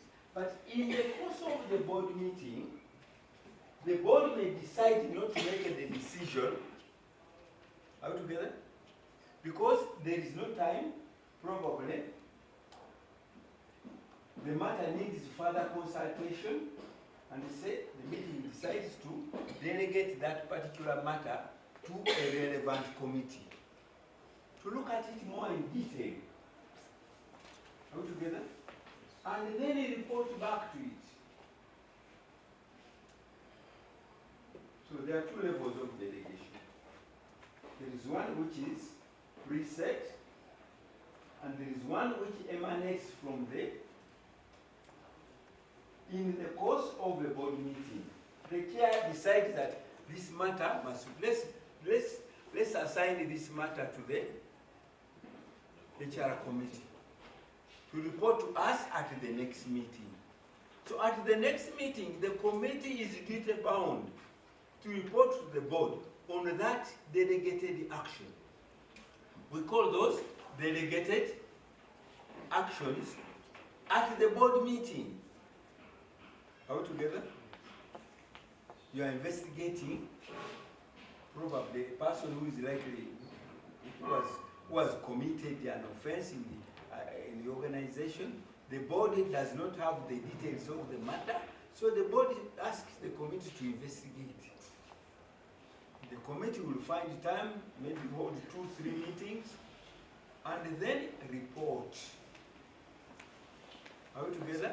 Yes. So that even in the minutes of that board meeting, that delegated action must be written differently.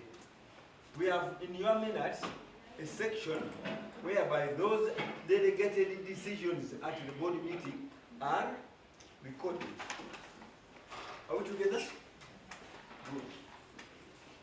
The board approves, but is not obligated to endorse the recommendations of the committee. Which brings me to the point that all reports coming to the board must have what? Recommendations. All reports going to the committee, board members, should have recommendations, unless they are informative reports.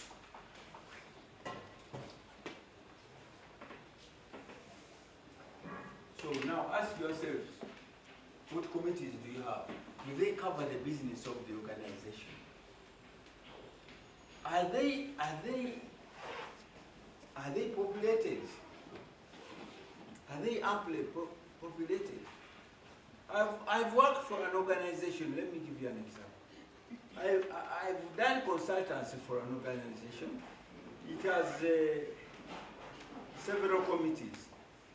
But my quarrel with that organization, one committee had 12 members. Another committee had 9 members. Another committee had 3 members. Another one had 4 members. So I asked them, what is the criteria for the numbers of these committees? I don't see why one should be overloaded and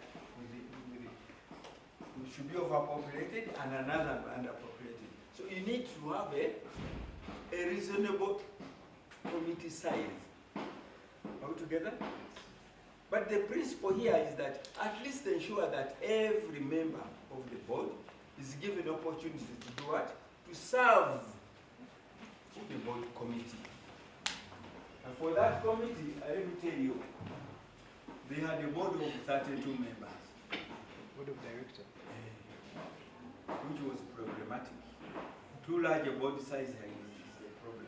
But even despite that, you had members of the board who did not serve on any committee. So you need to balance the equation. What are the governance practices to pick from today's presentation? Number one, segregate responsibilities and accountabilities of the board from management. Okay? We said earlier that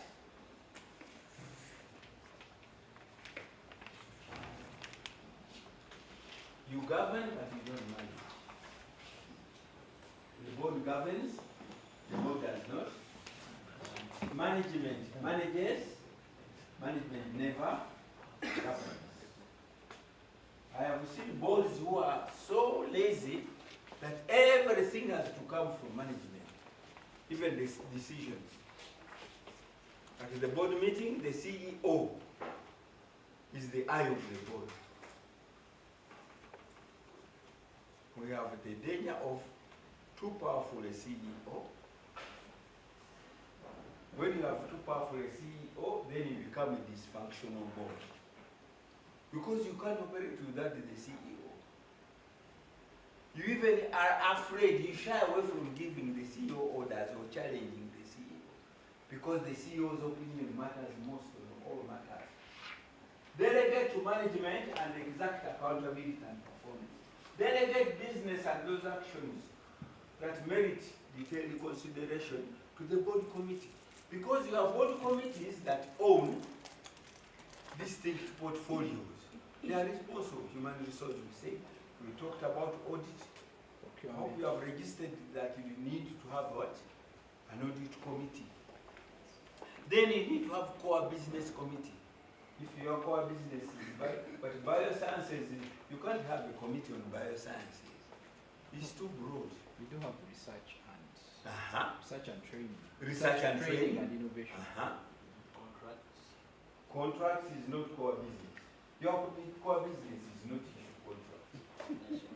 That's operational support committee. The core business is the business that the enterprise does, which is within the biosciences. One was research, the other one would be Training. Training and innovation. Training and innovation. For us is the first one. So when you are delegating to management or delegating to the committee, be aware of that principle. In the law, they express it in Latin. I don't know how many of you here have been to the seminary. Has anybody here been to Catholic seminary? Not me. Yeah, but lawyers are famous for Latin. That's true. In the law, there is a Latin term. There is a principle expressed in Latin. Delegatus non potest delegare. Delegatus non potest delegare. Who can lead us to this Latin? Even in law, even the little Latin you studied in law. Can somebody tell us? Delegatus, the delegate. Delegatus, the delegated. Non potest does not further. The committee cannot delegate delegated business to another party. The CEO cannot delegate a delegated action or responsibility to another party. You can consult, you can use, but never go before the court and say, members, I am not ready to present a report on this one because I delegated to my senior managers and they never came up with the report. A person to whom something has been delegated cannot delegate further. Have you registered that one? Yes. When you go to your board, you press the board members. You come up with this principle. Delegatus non potest delegare.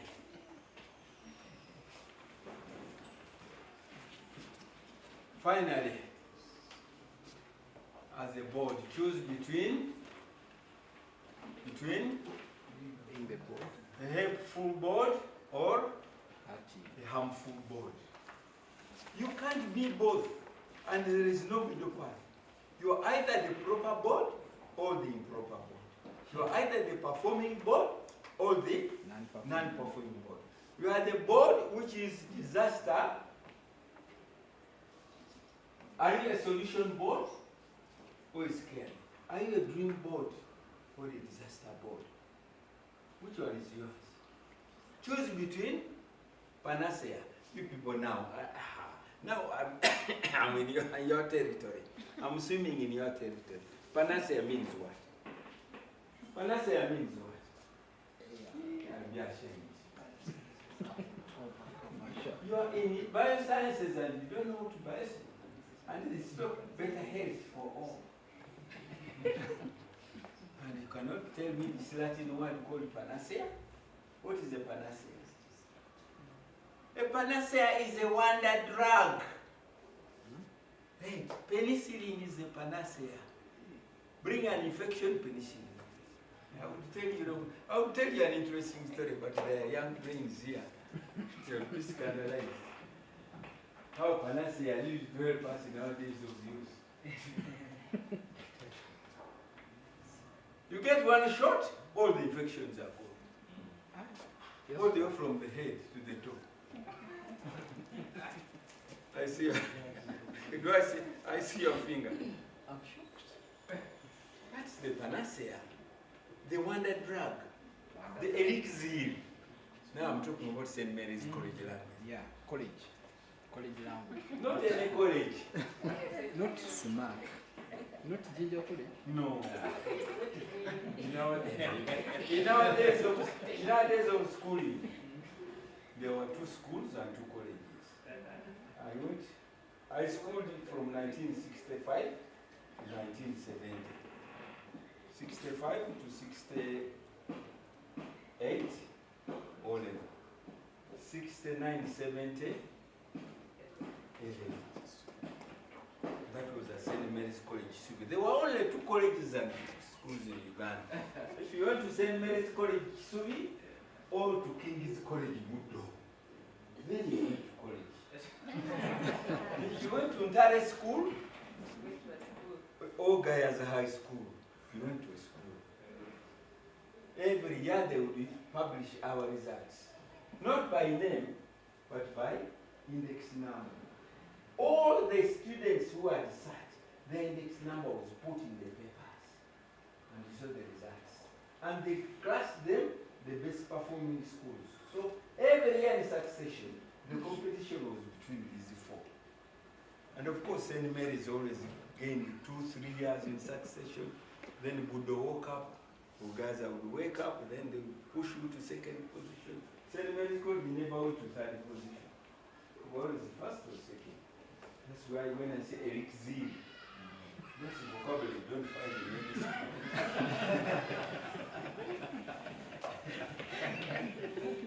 So, are you the solution board or are you the disaster waiting to happen? You both having gone to a college, yet your board is sinking the ship. Huh?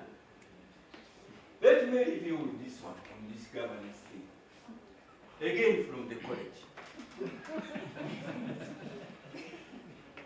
From all colleges. This one all colleges know. A fish rots from? Because even our mothers, when they go to the market to buy fish, where do they look? Huh? The gills are found where? In the head. Everybody knows that. Even our uneducated mothers. But if you went to college like me, a snake molts from the head. Some of you are hearing the verb molt for the first time. It's not meant. Molt. What does the meat molt? To shed its skin. So a snake sheds its skin. skin from the head. So, the fish, which is good for everybody, except those who are allergic to fish, it deteriorates. Good things deteriorate from, a good company deteriorates from the board.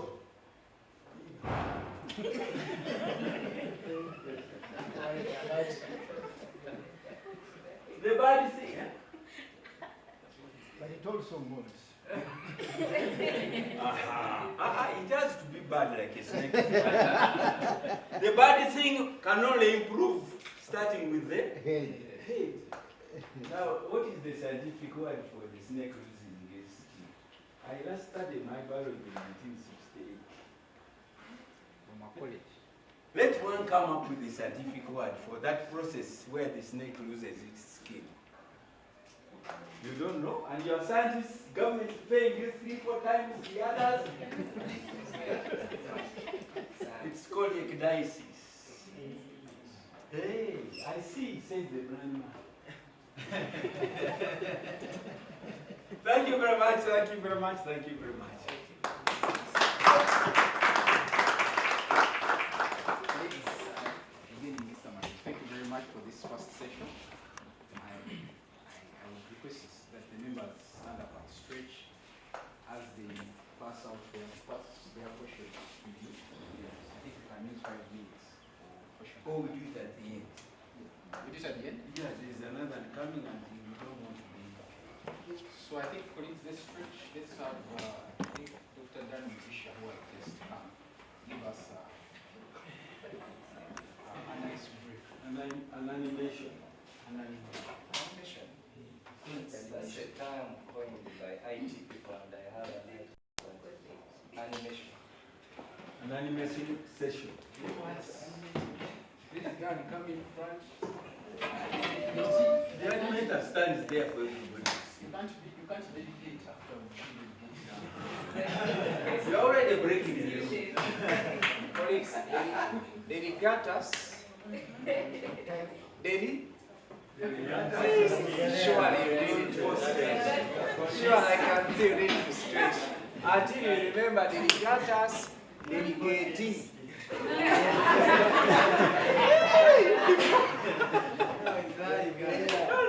What did they say? They said dedicatus.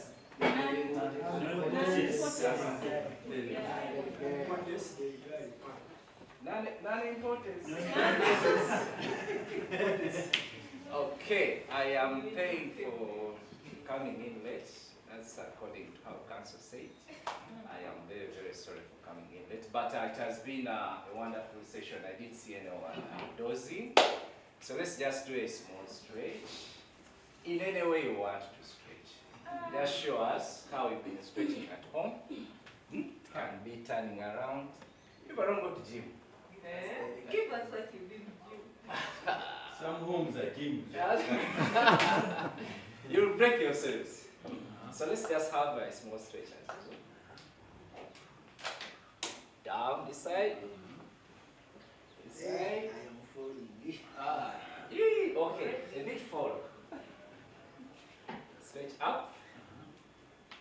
Yeah, and even legs come straight, isn't it?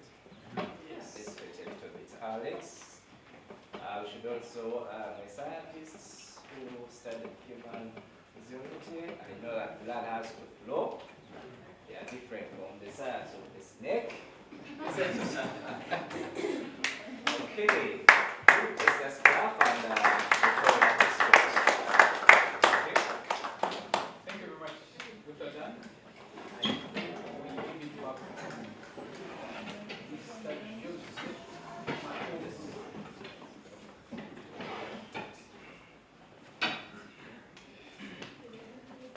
So the first session was about corporate governance, and I am trusting that we have learned something about corporate governance. So let's wait to see what the next session has.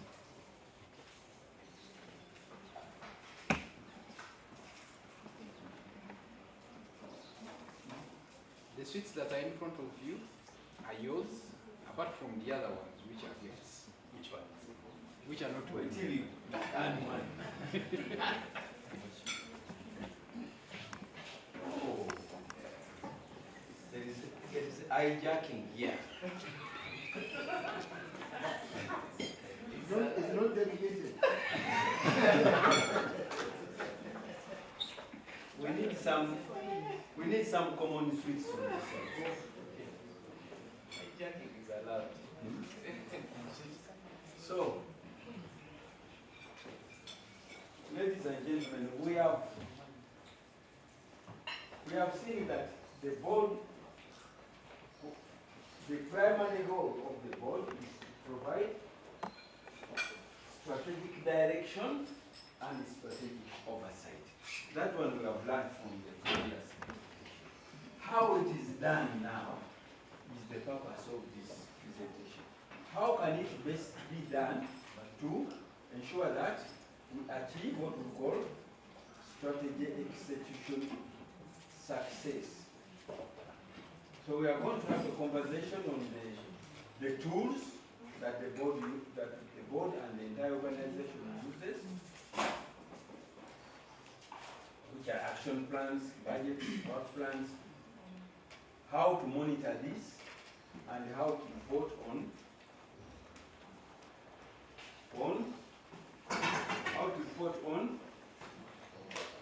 performance. That 60% now is the focus of the last presentation today. Are we there? So, today we are going to understand effectiveness because the presentation is what? Effective strategy execution. So, we cannot, for me, in the college they told me, always define the terminologies so that the people you talk to are not confused. We agreed that this paper look down. The face down. Because I saw already the temptation. The evils of this world are being tempted.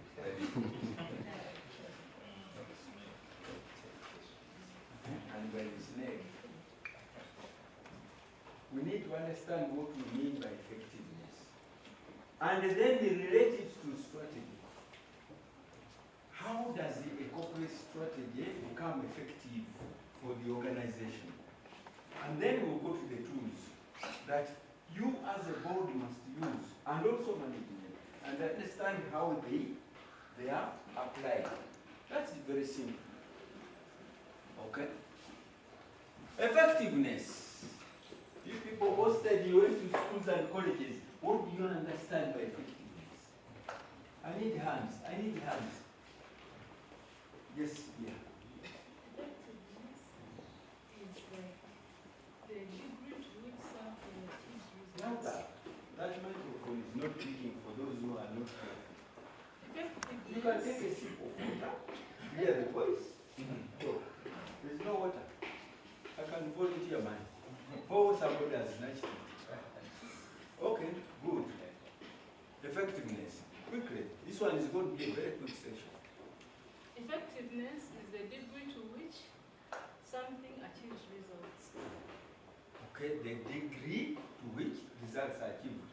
Let's have another one. I can say maybe if the decision is administrative, so that's top down.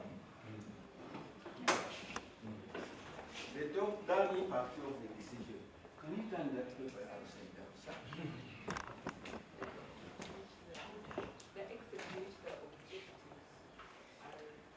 The extent to which objectives are achieved. Let's have one more. Yes. Effectiveness is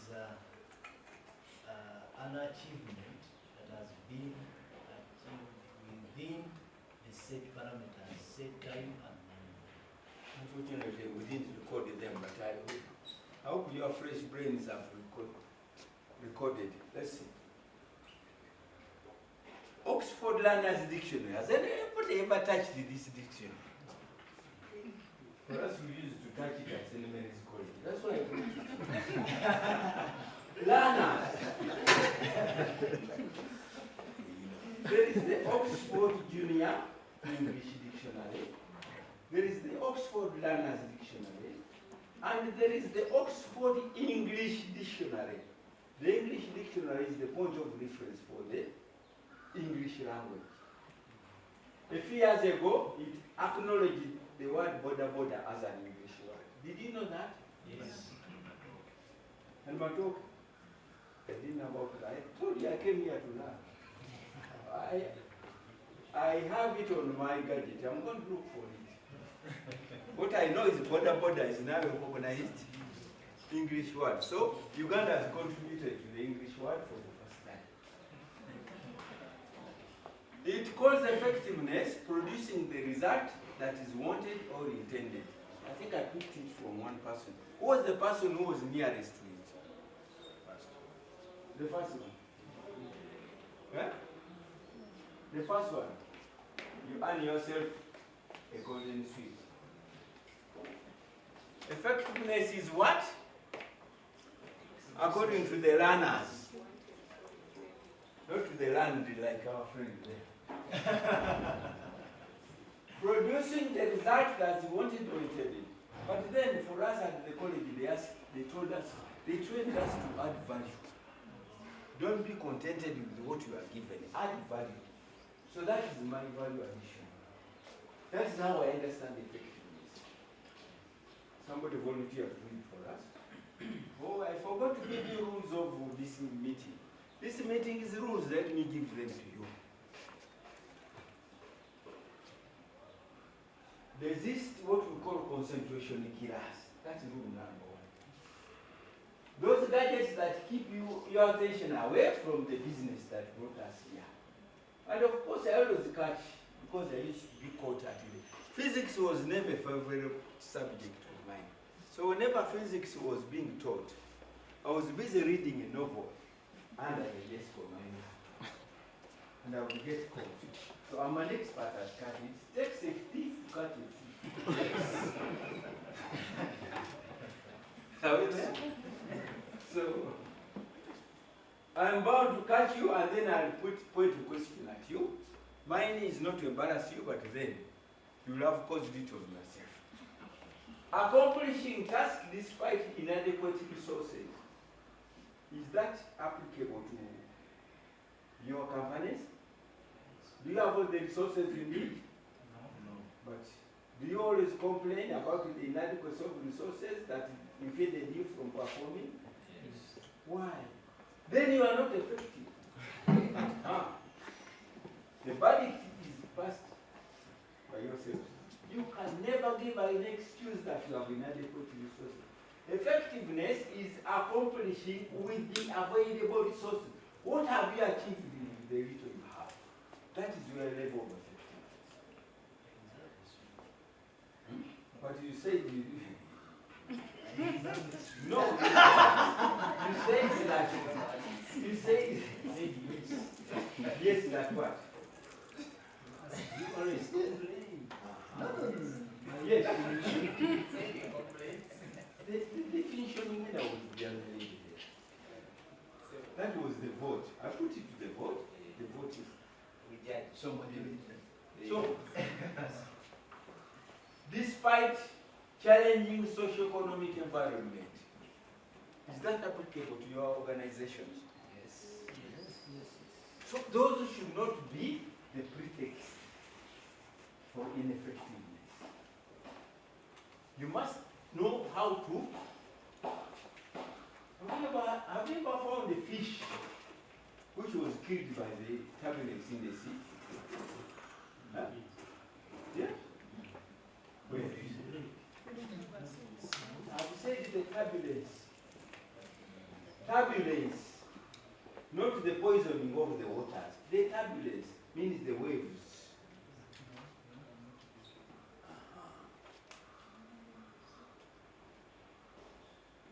So the social, economic impact, what does that mean? Oh. Inadequate resources. The second one is? The third one is? Global dynamics. Are you going to stop existing and or operating because there is a war between the United States and Iran? Are you going to stop existing because you were a high dependent on USAID and USAID disappeared from the donor globe? Eh? But the organizations that have collapsed, huh? I'm not there to count, but I know they're there. Even some of you know some of them, or you have belonged to some of them. That is the indication of ineffectiveness. Over-reliance on a single donor. The body should have seen that long ago. We cannot afford. We call it concentration, donor concentration. So, those bodies which can accommodate, I'm not moving. Those bodies that accommodate donor concentration, funder concentration, you cannot rely on 1, 2, 3 donors and survive.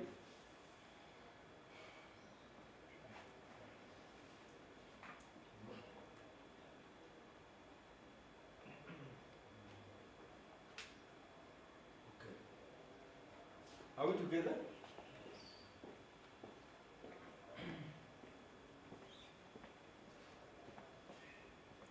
Stop moving. Not moving. It is. So, we have understood effectiveness. We must relate it to strategy. Our strategies must be effective, but to be effective, we must understand what strategy is. I told you earlier, for us, we talk about strategy, not strategic plan. You remember? And the person who brought this change was a guy called Dwight Eisenhower. Proof that he went to college or school by telling us who Dwight Eisenhower was. Have you ever heard of the man called Dwight Eisenhower? Yes.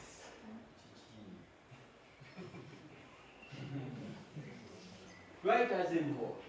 Have you ever heard of this name? Yes. Yes. You are. I already taught you. You will be smuggling. You will be pot rigging. Dwight Eisenhower was the 34th president of the United States of America. Was a 5-star general who won the Second World War. He was the commander of the 1st Expeditionary Force. Those were the Allied forces, Allied Expeditionary Forces of the countries that fought against Italy and Germany, and he won the Second World War. So he was a doctor. That man said, plans are nothing. Take your pen and put to paper. He said, plans are nothing. Planning is everything. What did he mean? Plans are nothing. Planning is everything. So a plan, the document there, whether you have it on your laptop, whether you have it on your mobile gadget, whether you have it in hard copy, it is nothing. The process that brought it into existence, the process that sees it impacting on the organization through proper processes, and the process that at the end of its mandate or its life leads to another that continues the process. We call it planning. Planning does not cease with the existence of. Planning is a continuous process. That's why plans are nothing. Planning is everything. So when we talk about the strategy, we are referring to that process. And it is called a plan of action designed to achieve one or more overarching long-term organizational goals or aims. One or more. In the previous presentation, I referred to them as strategic pillars or strategic goals. That the body is responsible for before passing on the back to management. Prove that you have long-term oversight for this organization, where you want it to be. And then tell the managers to do what? To design the way forward. Why do we need a strategy? 3 reasons. If you don't plan in your future, it is not likely to have one. The same applies to your organization. If you don't plan in the future, you will not have one. You will not be here if your parents are not planning for your future. Don't boast that you are here because you planned your future. Sometimes your future can be planned for you. Never? Never. That is if you don't plan or if it is not planned for you. There is no future that is not planned for. Future does not fall like manna from the sky that fell to the Israelites. Okay? What got your organization where it is today will not get it where it needs to be tomorrow. True, false? You know, in the days of schooling, we used to fill in words and words and words on papers until the lazy examiners of the Uganda National Examination Board. For me, I was never examined by Uganda National Examination Board. No, but before that, there was East African Examination Board. Before, there was Cambridge University Examination Board. If I show you my O-level certificate, Cambridge University Ordinary Certificate of Education. My A-level, Cambridge University Advanced Certificate of Education. Our examinations were rated there, corrected there, results brought back here. And published in the newspaper.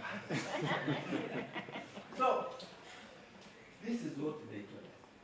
What got you where you are today will not get you where you need to be tomorrow. What is it that got your organization to where it is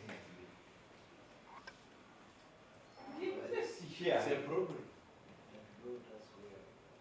You existed because of a problem. Is that problem still there? Partly, but not fully. The moment you begin to chip through that problem, were you of those who are set up because of COVID? Okay. Because of those two statements of truth, you need to have smart strategies. You people are tuned to smart with one A. Huh? S4. You talk about smart management, smart strategies, smart decisions. S4. M4. The first A. Achievable. That's where I was in the second A. R. The T. Yes. And that is why many strategies fail, because they focus, overemphasize the smart with one A. Who can volunteer to tell us the second A? What does the second A stand for? Accurate. If it is smart, it is accurate. Quickly. If it is not coming, then I will bring it.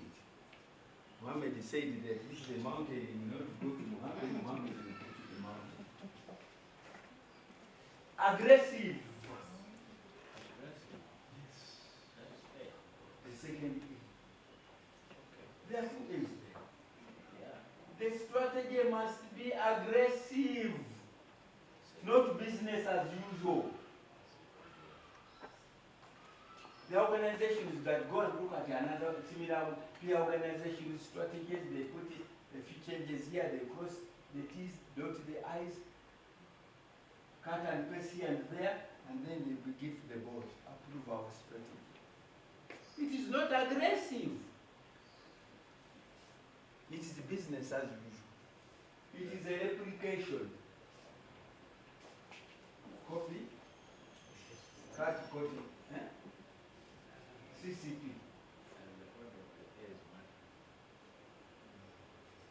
Are we there? Your strategy has to be aggressive. How do you measure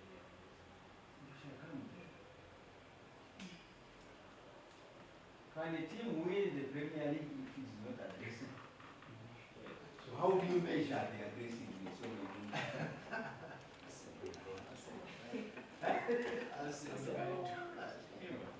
I didn't mention any name.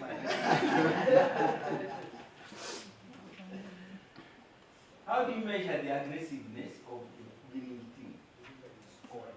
Delivering, scoring goals, winning matches. You mean those who don't win the Premier League have not won any match? They win few. More Then matches. who wins more? It's not about winning more, it's about scoring more points.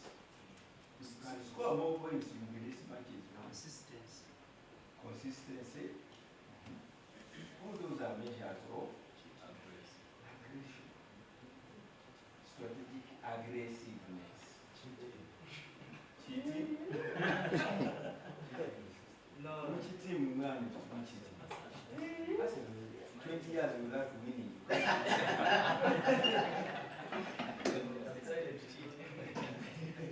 They are finished. This time I will pray for us, they have been over cheated. So smart. There are measures for aggressiveness, either after or before. You can tell when your strategy is achieving intended objectives. It means it is aggressive. Everybody within the organization strives to achieve the objectives that have been set. Strategies are made for implementation. Now, that pyramid there is a representation of what a strategy of an organization, or what a corporate strategy would look like. Corporate strategy starts by looking at the mission. Mission means what? On the left side you have the statement. On the right side you have the explanation. Mission means what? There must be purpose. You can't have a strategy when you don't have the purpose. You can't have a strategy when the mission of the organization is little understood by people within that organization, all the way up to the board. I stand where I'm standing here today, and I challenge board members, can you close your eyes and tell me this mission statement of your organization? Then they get lost. I become ashamed of having shamed. Yes. My job is not to be shame board members. But when I ask you a simple question like, tell me the mission of your organization, which I'm not asking you because I don't know. People get lost. Mission starts, strategy starts with the mission. It must respond to the purpose for which your organization was created. Then comes the vision. Once you know why you are established, why you exist, then you can set the destinations. My parents knew why they brought me to this world. They knew I would not be here. They would have avoided that day. My father would have gone to the bar and come back drunk. But he knew. This was ready, this was ready. Then I came. Now I'm a burden to them. They have to strategize for me. The organization is a burden to you. You are a member, you are a board member. It is a burden to you. You must strategize for its future. Are you getting it? Therefore, you must set a series of destinations. The same way your parents took you to primary school.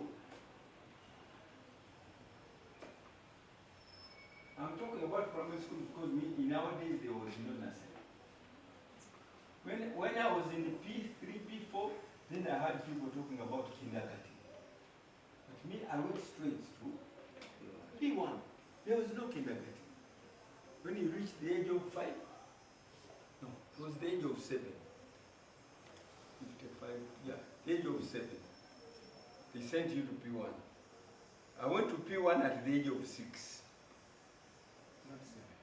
Not 7, because we were 2 at home. My elder brother attained the age of 7, born in 1948. I was born in 1949. Don't calculate my age. So I was alone at home. I looked for my brother, I couldn't find him. This is what I'm told. You start a family with one, then the second one comes. And it's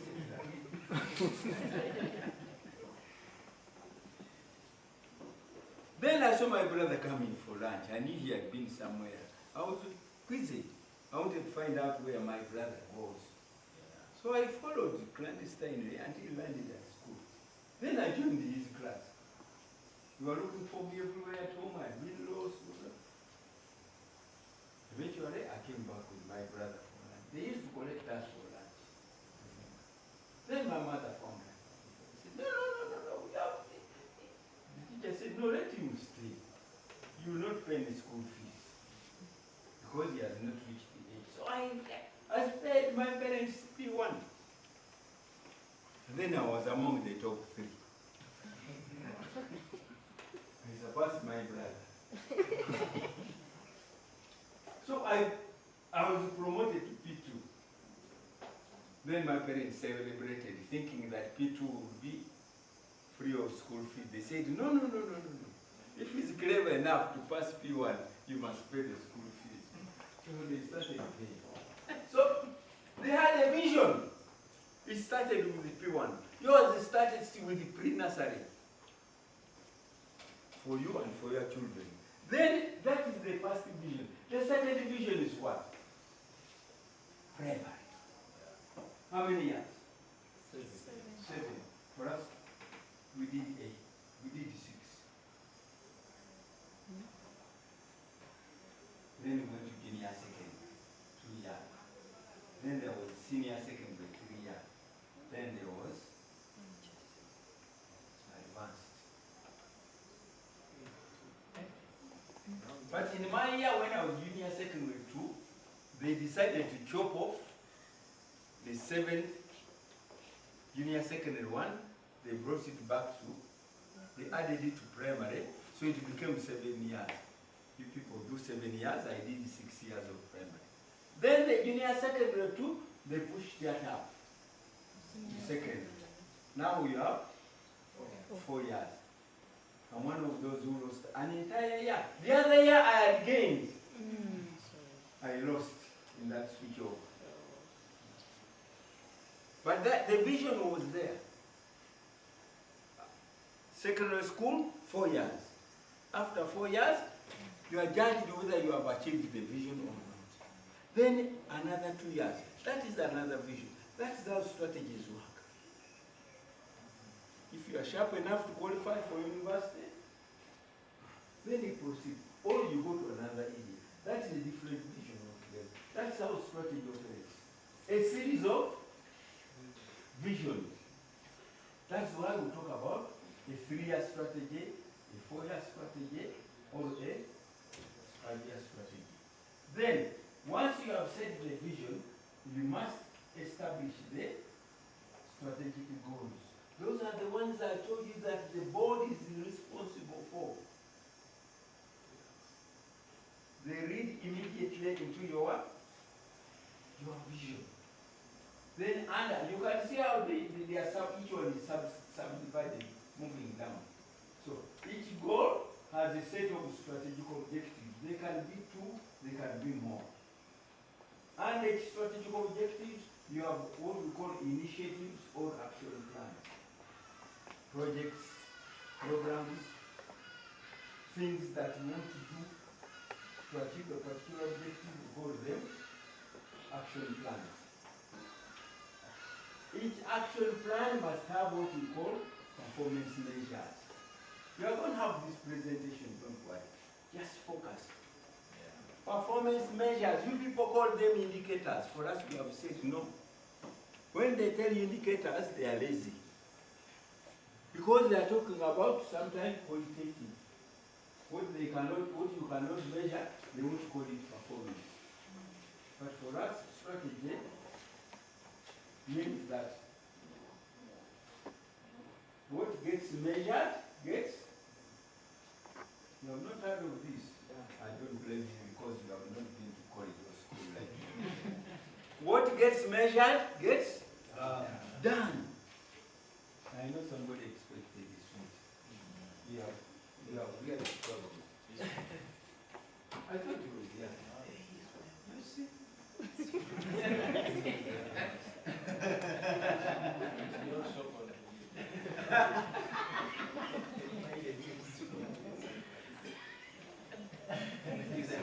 It is hard for to sweet. What gets measured gets. If you can't measure it, can't do it. The sharp brains, the animals which were. You see? So if you want to establish the degree of your performance success, excuse me, it must be expressed in metrics. And we agreed metrics means what? Figures, numbers, yes. For us, college language, metrics. Modern college language, numbers, figures. I'm comfortable with that. But when you see the word matrix, remember this man here. See, he was meaning numbers. Measure your performance in terms of measurable values. Measurable values. We call them performance measures. The area where you measure your performance. Of course, in order to put a value, there must be an area to which the value applies. Examples? Give me examples of your performance indicators. Quantitative. Quickly, 1, 2, 3. Number of patients. Number of patients. Number of patients. This treated, cured. If you are a weak strategy, you look at the number of patients you treat. If you are an aggressive strategy, you look at the number of patients. You can discharge a patient and that's along the way home. Number of patients cured. Now, you now see what aggressiveness means. One who looks at the number of patients treated. Another looks at the number of patients discharged. But another looks at the number of patients cured. Which one is aggressive? There you are. But is there a number? Is there a figure in that expression? Did he give us a number? No, I didn't. No, you didn't. You gave us what we call a performance measure. The area where you measure your, then, to be more aggressive, you must designate, you must attach numbers, either quarterly. Some dynamic organizations attach monthly performance indicators. No. You have a measure, it is a statement of where you want to measure your performance. You have attached a value to it. What does it become? What does it become? Who said it? You are empty. You are empty. Listen to me. When you attach a number, then it becomes a what? A target. It is there. Measures, measure 1, measure 2, measure 3. Then target. Each measure must have a target. Quarter 1, we need to achieve this. Quarter 2, this. And then to be performing, the targets should be what? Increasing or use college language. Increasing is primary. Should be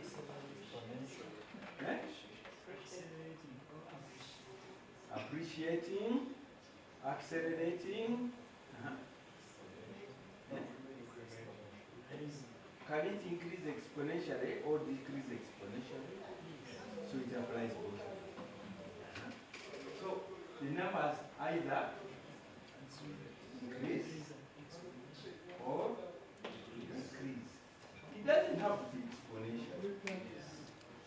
As long as there is that incremental trend. But then there is also performance which is measured when the numbers are declining. Have you ever heard of employee turnover ratio? What does it measure? Loss of what? Loss of what? Either the number or the percentage at which an organization is losing staff. When that number increases, is that a performance measure? Positive performance? It is negative when the figures are positive. But when you are retaining or decreasing, yes. When the turnover ratio is diminishing, you are performing. So not all performance measures are incremental. So you need to be smart and choose the right targets. Are we there? So let's move quicker. The tools for effective strategy execution are 5. There is what we call the corporate action plan. Once you have got your strategy, everything is written, it must translate into what we call a corporate-wide action plan. The entire strategy, how it is going to work, is laid out in that action plan. Then that action plan leads you to what we call a corporate budget. And the corporate budget can now be broken down into what we call downstream budgets. It can be a division budget, it can be a departmental budget, it can be a business unit budget. Then once you have the corporate budget and the downstream budgets, you now develop work plans. How you are going to use the money. Once you have used the money, then you have to report from the business unit to the department. From the department to the senior management. From senior management to the board. Then there must be a process of monitoring, budget implementation. This is what a corporate plan would look like. This is a classic example of what we call a corporate action plan. You can see that you have got your strategic objectives there. Then you break it down into the underlying strategic initiatives of the action plan. Each action plan or program must have action steps. Are we there? You go by subdividing. Then you attach time frames to each action step. Then you assign a responsibility for execution. Are people here with me? We bring more tea? No? Me, I've not yet eaten that right.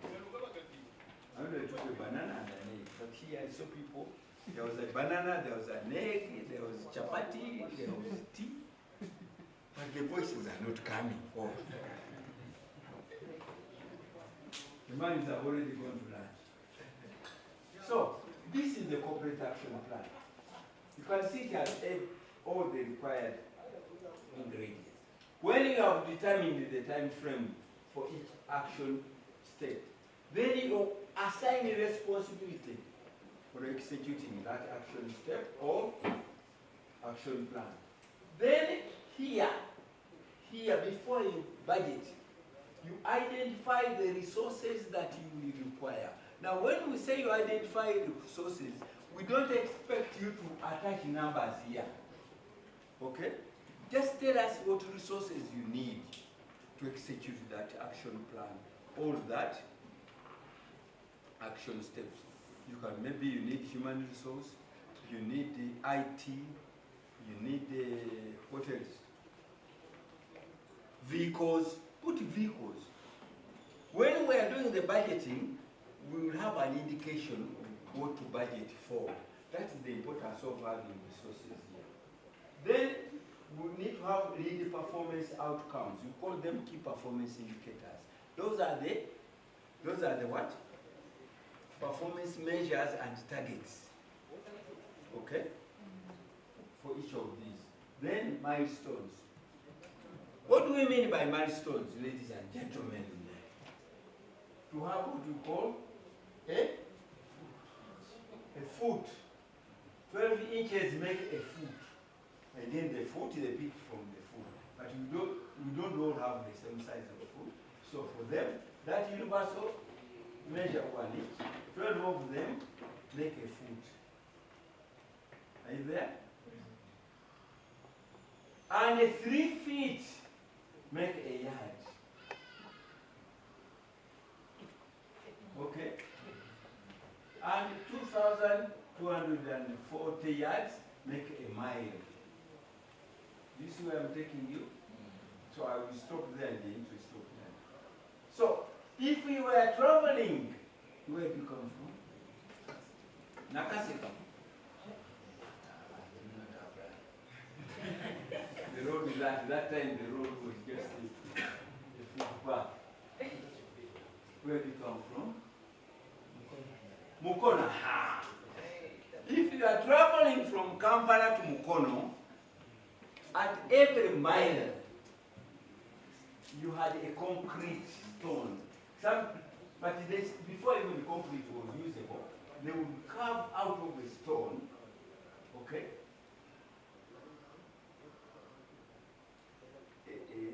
a post, and it would bear the numbers of the miles from where it started, from Kampala to Mukono.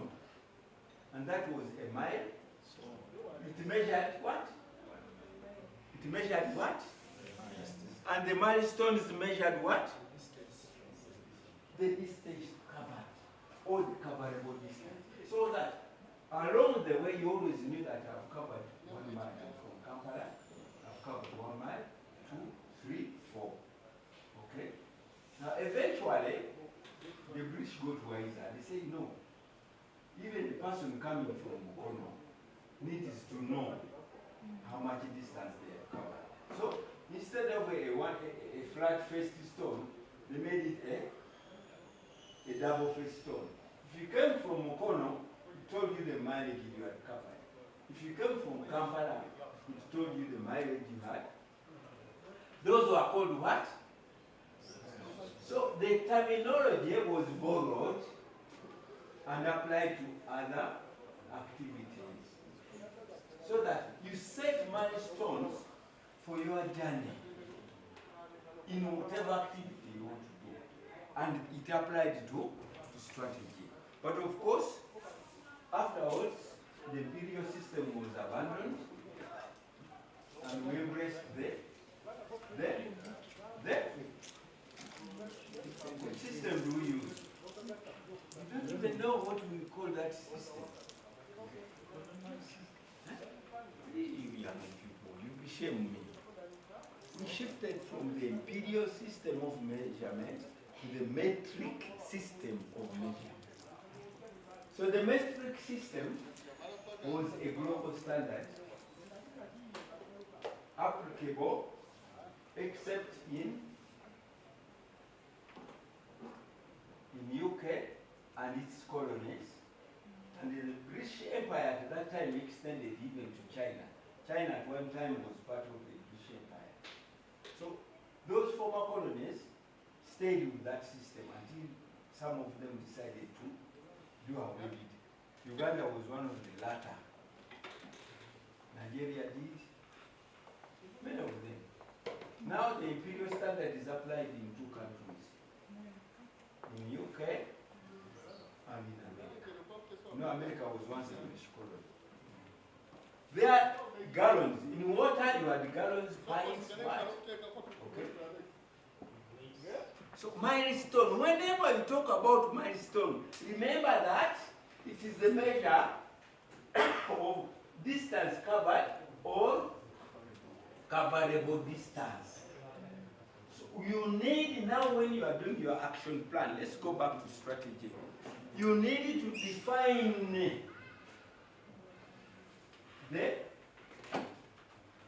the milestones of milestones of achievement leading you to the ultimate performance goal. Okay?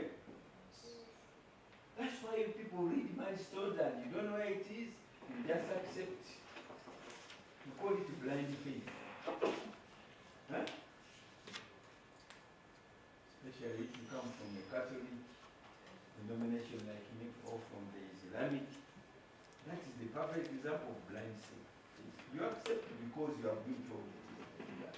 You dare not oppose. Huh? Some of them will even exterminate you for opposing. But set the milestones. Know that these are the action steps along the journey. Specific objectives are the areas. They are there. They are the beginning. You have a broad strategic objective. It defines the area of success. Now, each area of success must have what we call initiatives or programs or action plans that lead you to that, achieving that objective. Under each of these, you must have action steps. You go on doing what? Breaking it down. But at the end, you need to have the performance outcomes or performance measure. And then, milestones are not a measure of performance, they track the journey. They enable you to tell, they enable you to know whether you are on track or off track. We move on? Yes. We have already seen what they do. So, this will really when you get the presentation. Then, once you have got the action plan, you can now develop what we call an organization-wide budget, the corporate budget. Which people do very well every day. But you do wrongly because you have no corporate what? Action plan. Because the corporate action plan leads you wisely to the areas where you have to allocate the resources. Aggressively. Thank you very much. I knew you were fighting. Are we together? So now, with the corporate action plan, you can now develop the corporate budget. High-level financial plan set by senior management. The corporate budget guides the entire organization. Then, once the top management has agreed on a corporate budget, they send it down to the business units. And then they can develop their underlying business unit budgets. Are we there? This is the way you win at strategic what? Focus. That's how you bring your strategy to success, by being focused and organized. Then you do the budgeting. Now, this is where most sins are committed in organizations. Why? Because they budget as they budgeted last year, which is what you people do. I know you do it. We are going to increase the workforce by 20%. You cannot tell me where you derived the 20%. Because inflation now is at 5%. We forecast it to be at 6%. So you budget by increasing the costs by 6%. But then the economy performs well and inflation is 4%. But you continue charging costs. Overspending when inflation has You are creating avenues for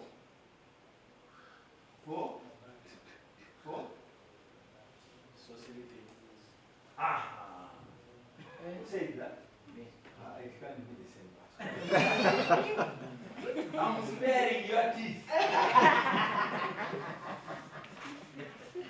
Are you there? You programmed so much money, the economy has made that money, much of a percentage of it redundant, and yet the principle is that you must do what? Spend. What happens? You think about it, what you would do as an individual.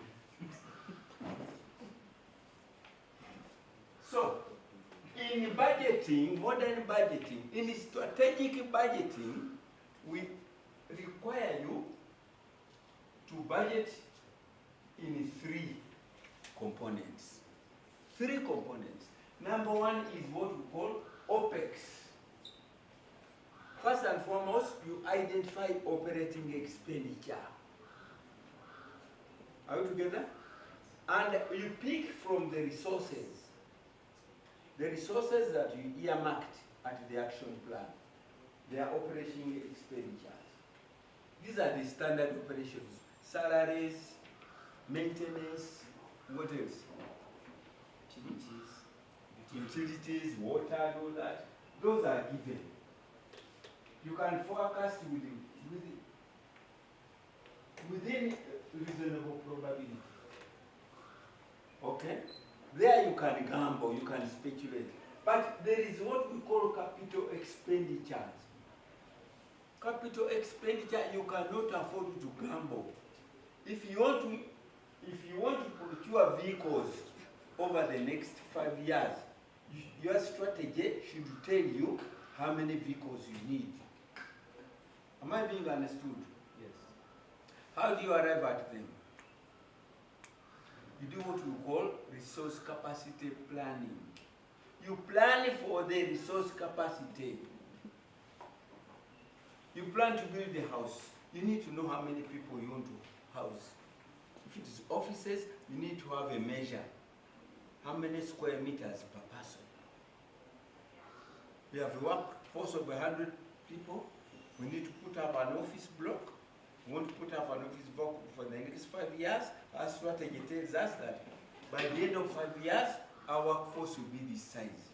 Therefore, if the standard measure of office space is maybe 1 square meter per person, then you multiply by the number of persons. Then you know how many square meters of building you need. You have planned for that resource capacity. Are we together? You don't import vehicles. You don't just allocate money to a vehicle. You need to know what capacity of vehicles, for what purpose, and then what work volume they are going to do. The vehicle covers so many miles. If it is in marketing, you need to know how many marketing routes they need. Marketing destinations, the distance. Okay? And you know the daily capacity of a vehicle. You can only cover X miles. So you combine all these parameters and you come up with the reasonable capacity of a vehicle. Those numbers will tell you whether you need a truck or a van or a pickup truck. Don't just say we need a lorry because organizations so and so have also got a lorry. Huh? Resource capacity plan. Plan for the capacity of your resources. Then agree on the capital expenditure for the entire organization. Then we have got what we call strategic expenditure. Strategies. Now, this is the latest, and it was brought about because many strategies failed because traditionally budgets focus on OPEX and CAPEX. They rarely look at the specific programs. The money allocated to the specific strategic expenditure program is derived from OPEX and CAPEX. Yet, if you don't want to create white elephants, because today you have too much money, you have been killed with love by grants, you allocate some money to that project. Next year, the grants have dried up, that project stalls. No. If you want your strategy to succeed, these strategic expenditure, these strategic programs and projects, they are the essence of your strategy. That is where you are going to succeed or fail. Not operations, number of employees. Not CAPEX, number of vehicles. A building is likely to be static. Are we there? If you want to set up a clinic for your biometric something, or to set up a laboratory, that is a strategic initiative. That is a strategic program or project. It needs to be funded every year, every year, every year. Therefore, under your strategies, you must allocate funds to this project. That's the essence of budgeting. So that when you are implementing the budget, there is allocation for these. Even if we don't have full allocation, but at least every year, there is some money dedicated so that that project is what? Continuing, moving towards accomplishment. Not white elephants. Today you have started building, next year you don't have funds. You didn't plan properly. So your budgets from now on should reflect what? Reflect what? OPEX, CAPEX, and strategies. I'm not changing your budgets, I'm changing the way you position this. What? Under the titles, when do we have the cash budget? Where does it go? What do you use cash for? What do you use cash for? Answer that. What do you use cash for? You ask a question and ask the question. Arrive at an answer. To execute the activities. Well, falling where? In any of the above. So, in that one, allocate cash that you needed under strategies. For this item, we need cash to be ready. Allocate the cash. So I have to. We don't allocate cash per se, we allocate cash to an item. When I'm doing the budget, for example, other operations, for example, this is an annual budget or quarterly budget. Yes. So should I Normally it is annual. annual? Under corporate budgeting, it is the annual corporate Annual budget. budget. Yes. But remember, the budgeting is like you're not like you have the money will not be like available for you to achieve that annual budget. That's why I bring in the cash budget. When you are budgeting, the principle of budgeting, are you a financial man? No.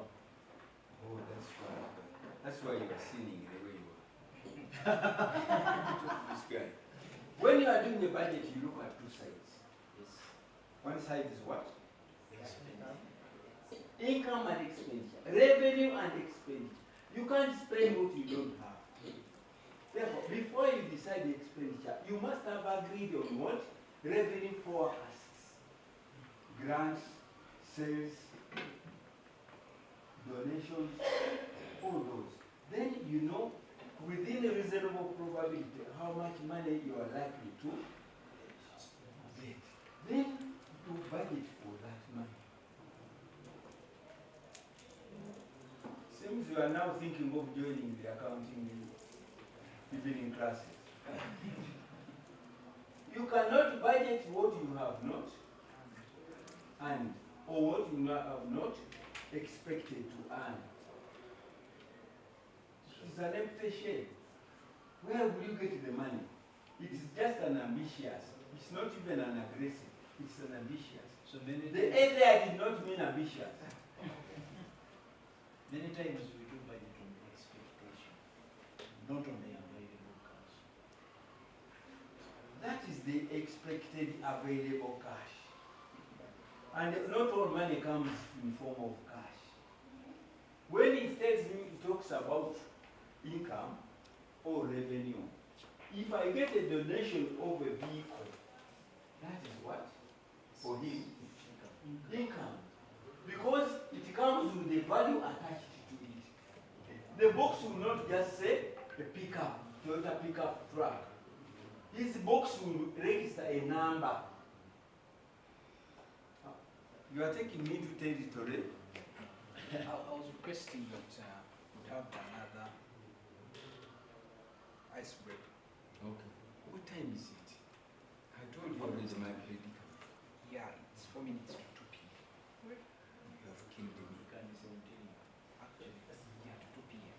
You have killed me in your comfort zone. I told me when I talk. I need to be. I don't know how far you I don't know. I even ran away from my minutes like we can do a quick run. Just leave it there.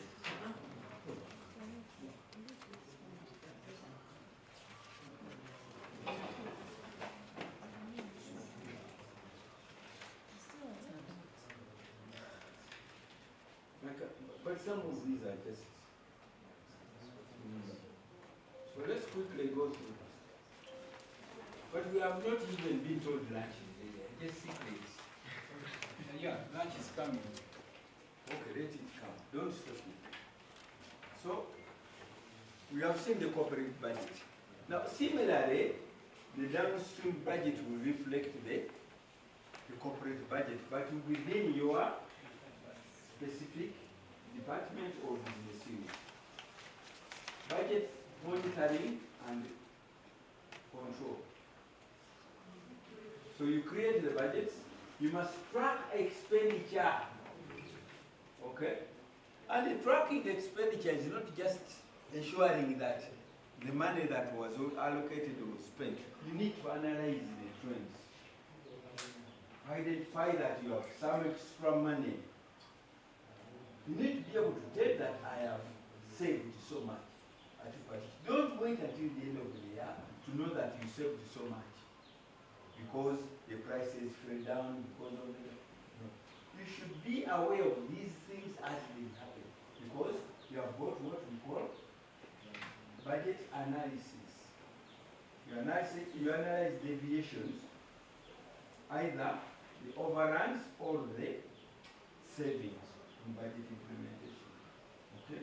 And when this happens, take corrective action. If you have too much money, don't now look for where to spend it. This is where organizations borrow. You save a lot of money, not necessarily because you have cut costs, but because you have been an efficient allocator.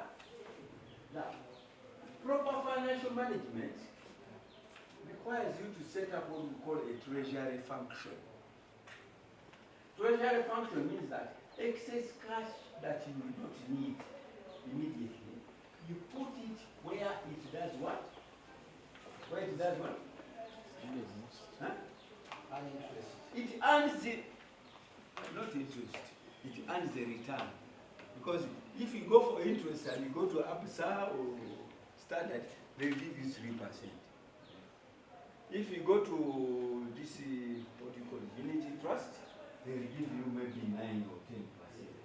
Where would you rather have your money? Yes. If you go to the treasury bill, Still deserve a sweet. louder. The participants still deserve a sweet. Which one? I elect the one who deserves. Who made the correct answer? You are the one who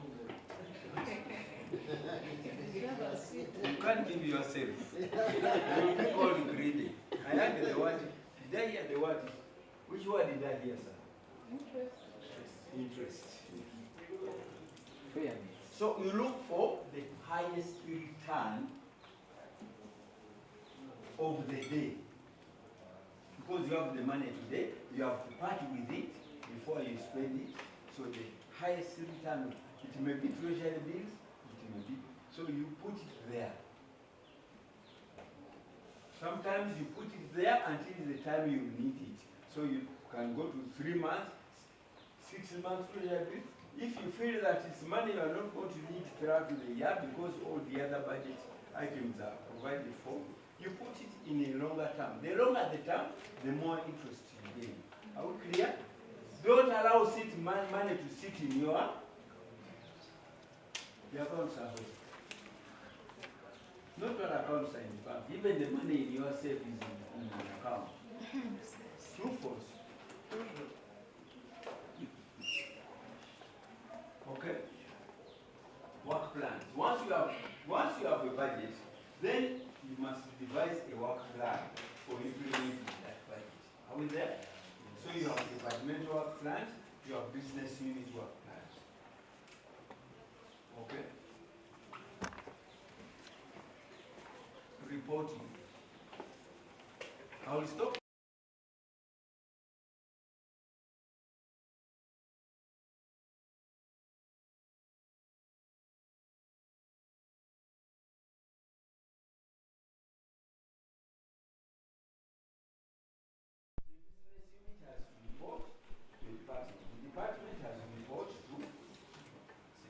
Senior Management Committee. Senior Management Committee has to report to, but how is the big question. This is how the reports come. Top down. Somebody here was against the top down. But when you report it, you look at top down. Is it top down or bottom up?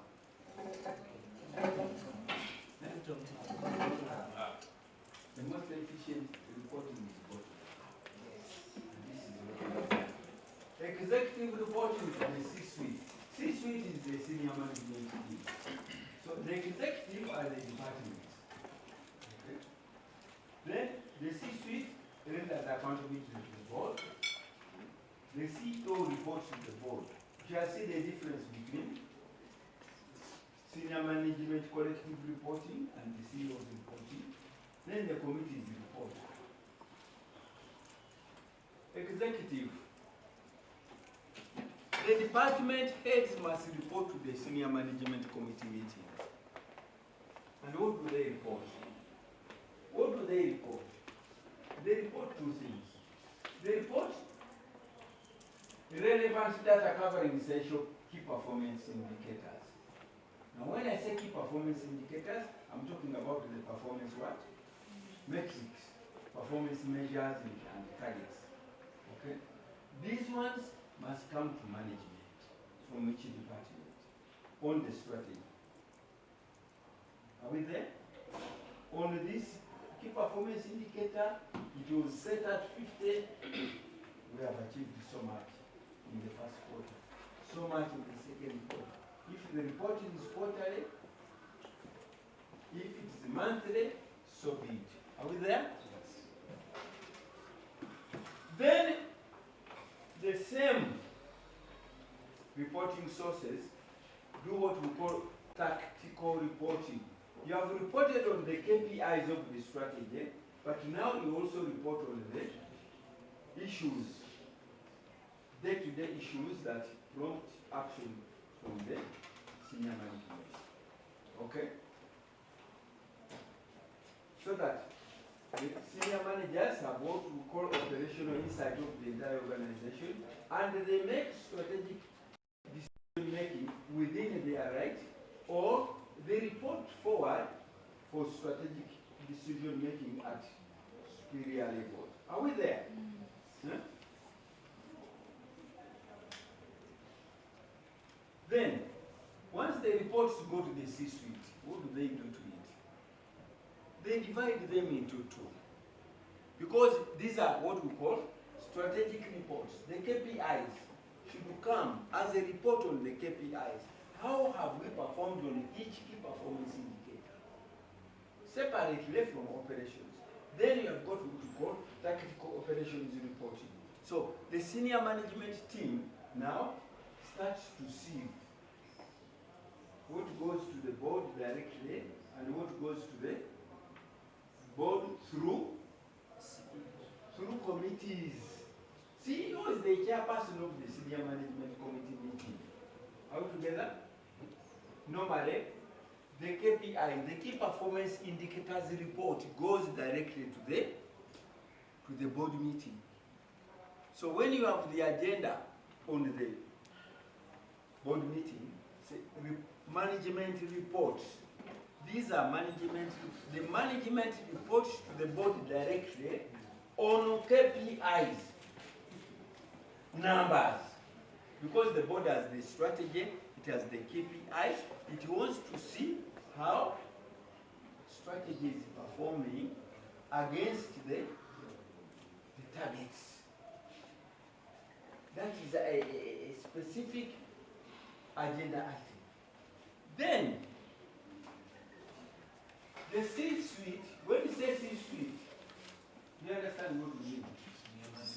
Senior management, because every departmental head carries the appellation what?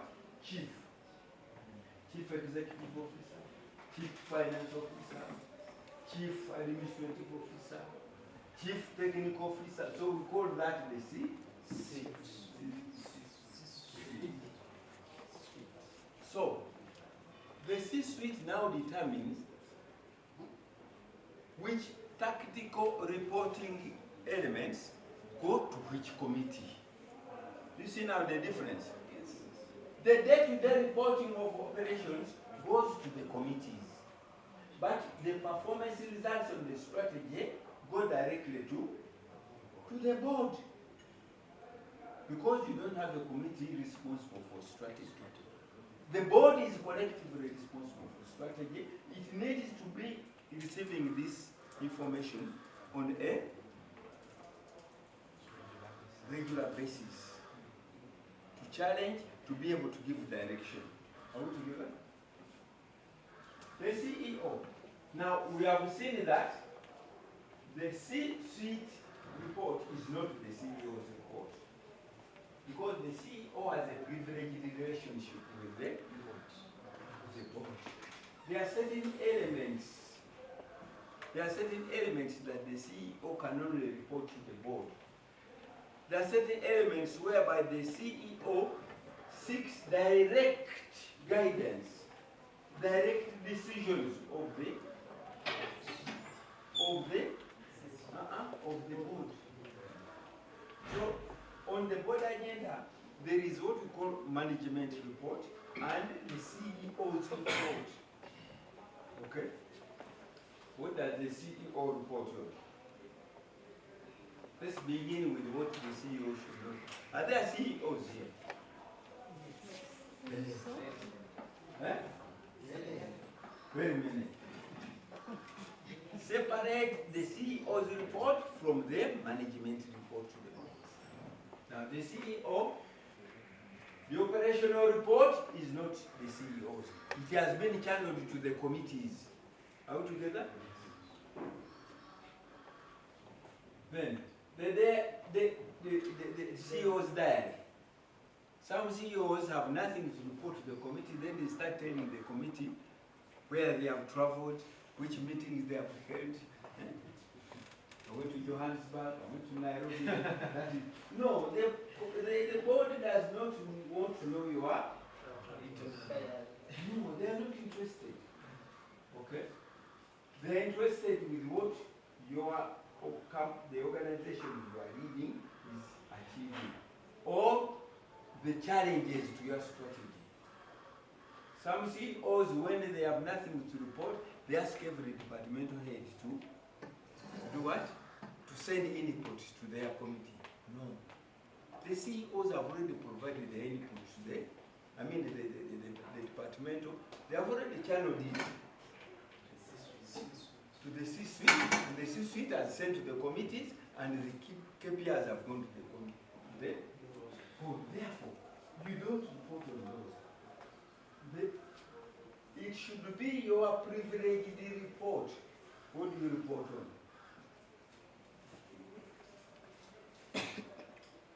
High-level matters high-level matters that form the conversation between the CEO and the board.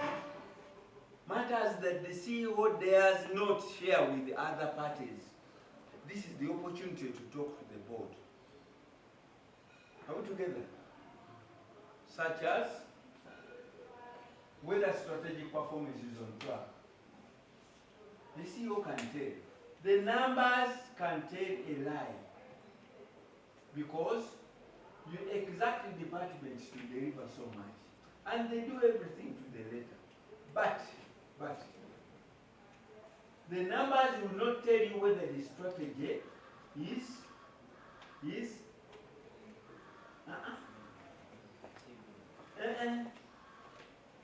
numbers will tell you that the strategy is performing, is achieving, but they will not tell you that the strategy has been overtaken by events. The numbers will still come. The sales can come. The employees can deliver. The vehicles will do the work they were about to do, but the results are not coming. Strategic results. Why? I'll give you an example. You have got the population growth of Uganda. Okay? It's a given state. Then you have got the market share. Your market share. Okay? So the performance numbers will not tell you that under the growing population of Uganda, your market share is shrinking or increasing. But the sales are increasing. We targeted sales 100%. But your market share is shrinking. Now let's give an example. You know, Shell Company, you people. Yes. The food is not ready. It's 2:15. Yes, in your interest. Okay. So okay, let me give this example and then you can. I'm not saying you did, but you Oh, mixed yeah. programs. Shell was the dominant provider of those petroleum products. The CEO at one time told the board, we are likely to lose our market share because of the younger company coming down. And the board members laughed at him. A younger company replacing Shell. How can that be? So they did what? They ignored. The man said, okay, if you not listen, let's wait and see. 3 years downstream, there was a new company called Strabex. We now see Strabex petrol stations where none existed. And by count, Strabex has more petrol stations, has more outlets than Shell. And at one time, it was undercutting Shell. They sell almost the same quality of fuel, but Strabex prices have been below Shell. So Shell's market share has declined significantly. Under the perception that they were the dominant what? Name only the market. So listen to the CEO. The company, the board is just about to listen to these elements of the CEO that you don't pick in any committee report, you don't pick in any C-suite report. This is what the CEO picks from here and there, from his network, and wants to share with the board. Give the CEO a listening ear.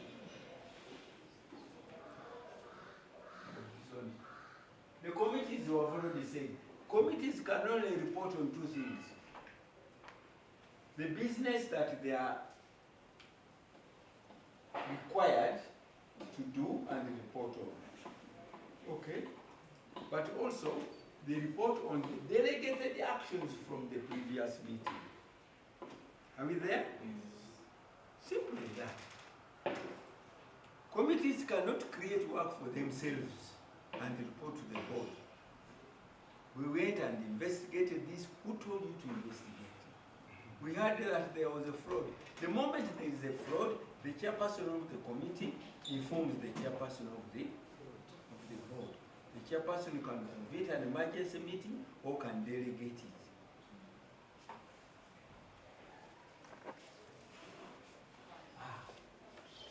When you see final, it means the milestones have been finished. Who is the best reader here? Who? Members, select a good reader, yes? Who would you propose? You are going to select yourself.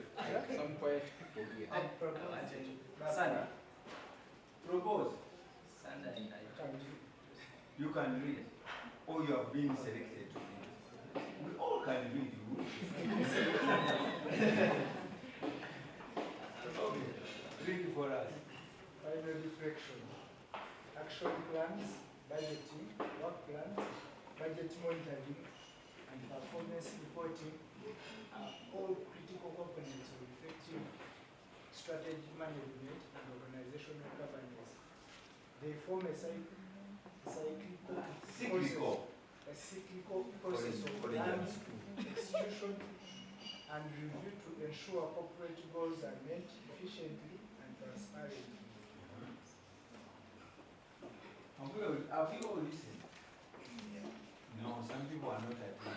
Give us a second reading. Read it from the board. I changed it. I told you don't follow this sheet. It was meant to guide you. Louder for everybody to hear. There are ears here which are capturing your voice. Final reflection. Action plans, budgeting, work plans, budget monitoring, and performance reporting are all critical components of effective strategy management and organizational governance. They form a cyclic process of planning, execution, and review to ensure corporate goals are met efficiently and transparently. The Bible says 2 or 3 witnesses. Let's have a third witness. I think it should be online because we have one of our colleagues who has been online ever since. Yes. So that person could read for us. Okay. Can you get that person to read for us? If he's attentive, because some people have their names and they are doing other things. Until you call them, then you see what I'm telling you? He would have been there or she would have been there, and there. If you had picked one from here, by now we would have finished. I think we pick one from here. Let's pick one from here. You ladies here, choose one among yourselves. Who is the best reader here? More fingers, more hands are pointed. Okay, let's have a reading. The Bible says 2 or 3 witnesses. Louder. I'm not audible enough. Then person, delegate. You can read it. Who? They are appointed within the delegate. Let's get a volunteer from this corner here. Final reflection. Just don't listen this time. Action plans, budgeting, work plans, budget monitoring, and performance reporting are all critical components of effective strategy management and organizational governance. They form a cyclical process of planning, execution, and review to ensure corporate goals are met efficiently and transparently. After 3 readings, you surely understand. It's not about having a strategy. It's not about having the numbers in the strategy. It's how the strategy process moves to and fro. Downstream and upstream. Downstream execution, upstream reporting. Thank you very much, ladies and gentlemen. Yes. So this cyclical process, does that mean within the same year you plan, execute, review, fine-tune, all this is... Thank you very much, sir. Thank you. That one, I don't know how I missed that. I can take this switch. Huh, I swear you're going. We said cyclical because in strategic planning, years or 5 years. Because strategy is long term. Okay? Business plans are short term, they're annual. That's what we call the tactical planning is the budgeting and the business plan. Cyclical here is in terms of strategy. The modern strategic planning approach is to have the strategy reviewed every year. Every year you review the strategy and you incorporate all the elements that had not been seen, all the unforeseen elements that have impacted your strategy. Then you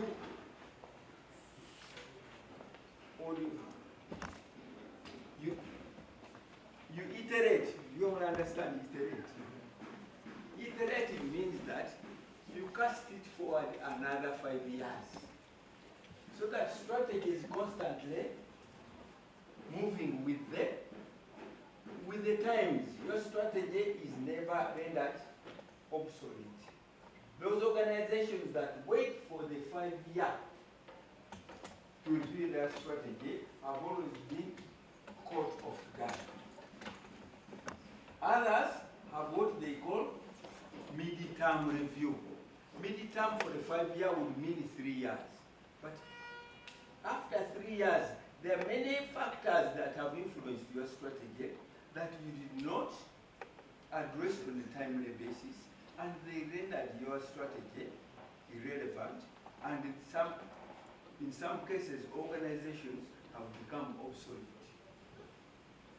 So every year, if the other shell company had reviewed their strategy, they had looked for the data, the relevant data, how many have they established this year, how many are they established in this year, how much volume of fuel are they moving, the figures would tell them. But they waited until Starbucks was everywhere. Then the other day, for the first time I found that share prices were lower than Starbucks. Yes. Very surprising. Did you know where it is coming from? Now I've told you. And they might be making losses just to attract what? Sales volume, or to retain their customers. Yes, sir. I'm having difficulty understanding the difference between departmental projects and business unit projects. Normally, for us when you're planning strategy, we have got the corporate environment, which is the holistic organization. But then the organization, when you go down to management, we have got what we call the Executive Management Committee. Okay? Now that one is a committee over the board, because it reports directly to the board. Executive Management Committee. When you hold the senior management meeting, either weekly or quarterly or fortnightly, that is like a committee of the board meeting. Because you dissect matters for the board and matters for the committee. Okay? Yes. But then, below that, under the normal organization structure, below the senior management, the executive management committee, you have the managers. Each manager responsible for a department. So those are called the departmental reports. Reports emanating from departments and going to the executive management committee. The C-suite. Is it a suit or a suite? Huh?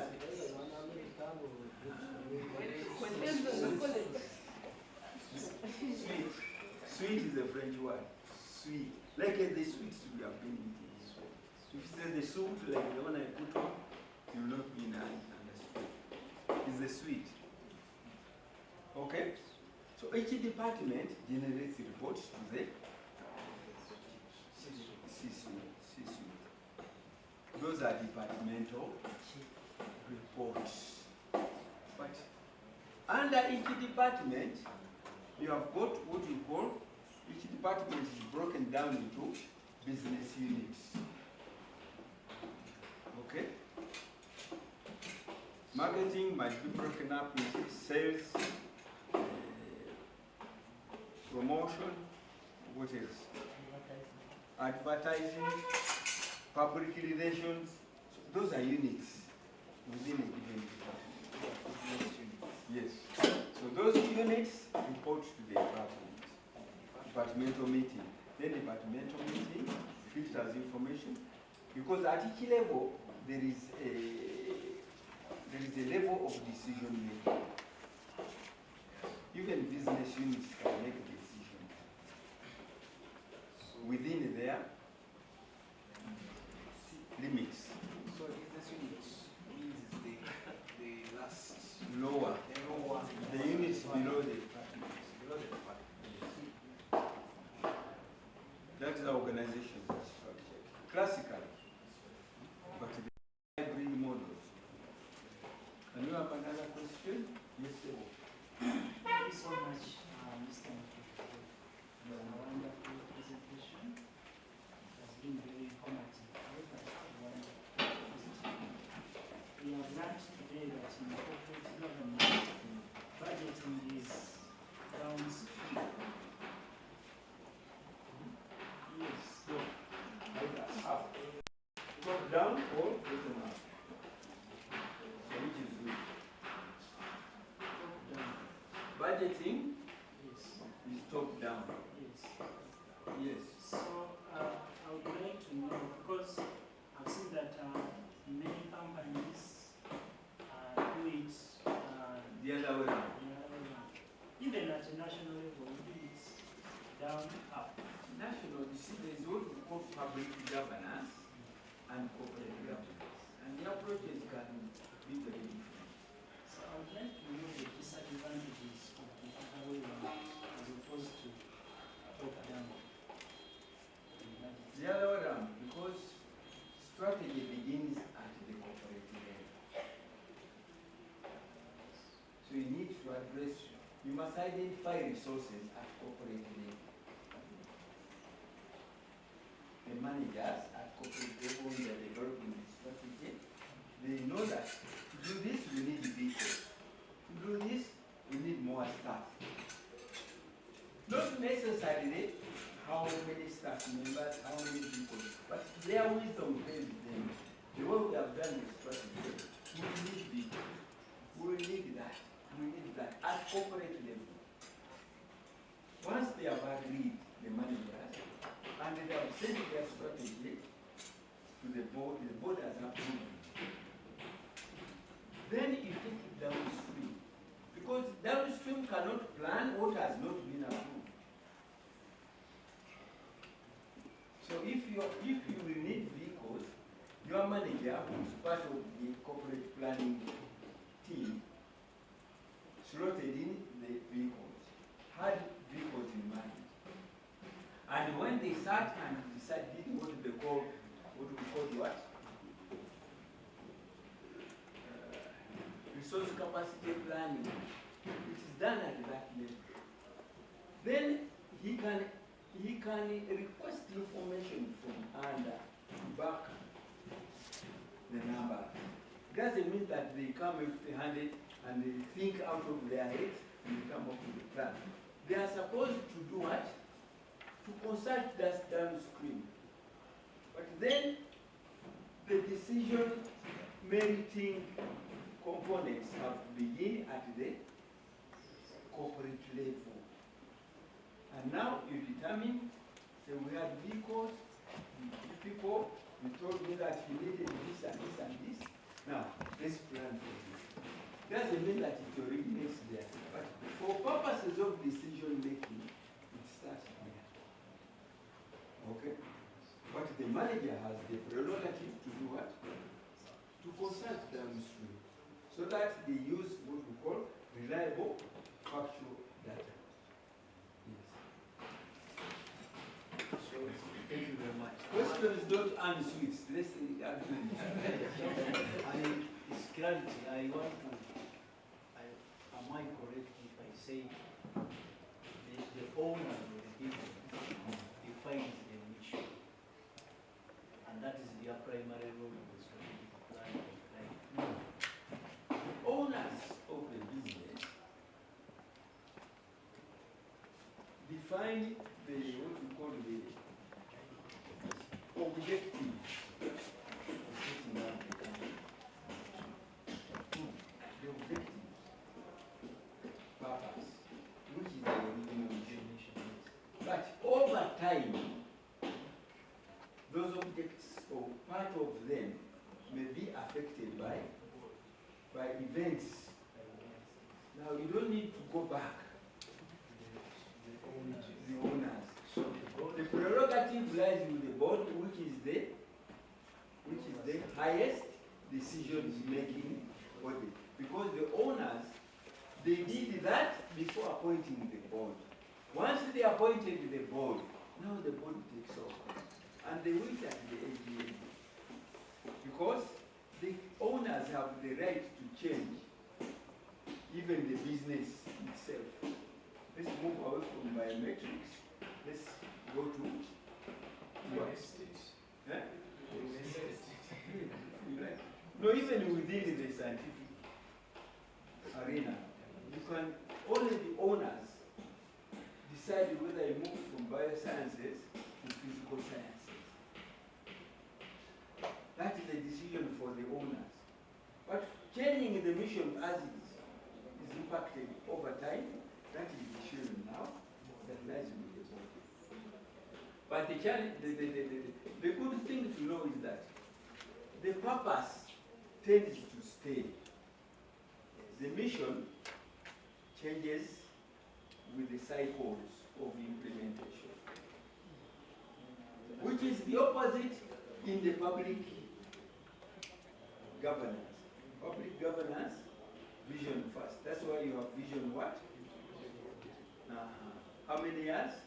3 years.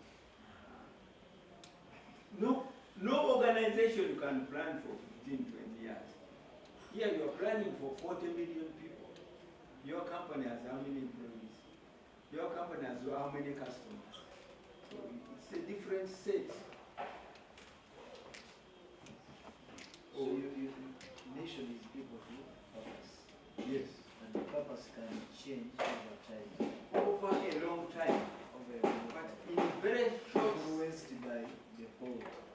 no, influenced by circumstances. Circumstances analyzed by the board. And recommended to the shareholder. owners. Okay. Okay, now I get it. So before they make that decision, they go back to the general meeting Yes. to say, okay, this is the purpose then. It has been influenced. Because of this and this and this, we propose that we move into the other because there are more opportunities. The donors are shifting there. There are more donors there. Therefore, we need to be in that area. Here, the donors are shrinking, and we don't see ourselves surviving in bioscience, but we can survive in what?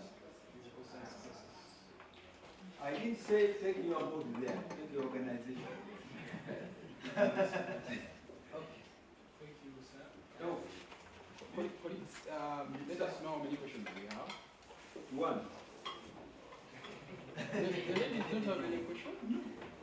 Please, I have a question about the CEO versus the owner. Are the two people the same truth? Can they sit on the board?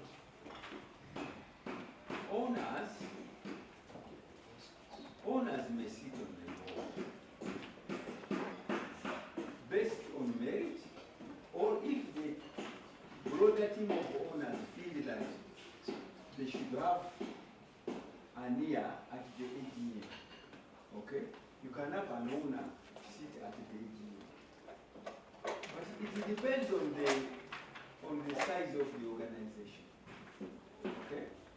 A small NGO can afford. If you are a large like vision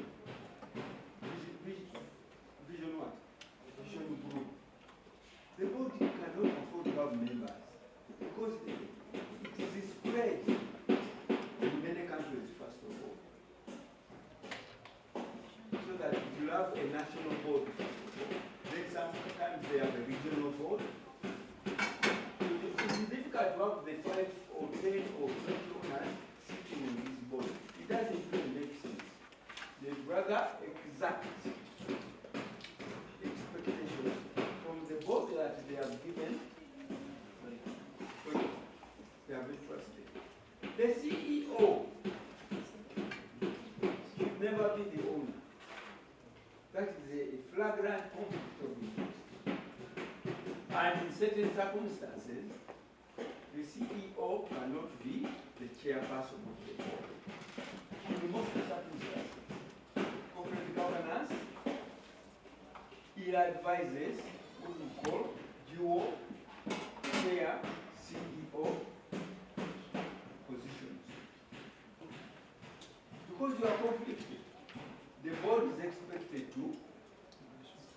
You have a question? Yeah, just a follow up on that. Because of course, companies sometimes as such, you cannot afford to pay a CEO. For example, Yeah. what happens in such a company?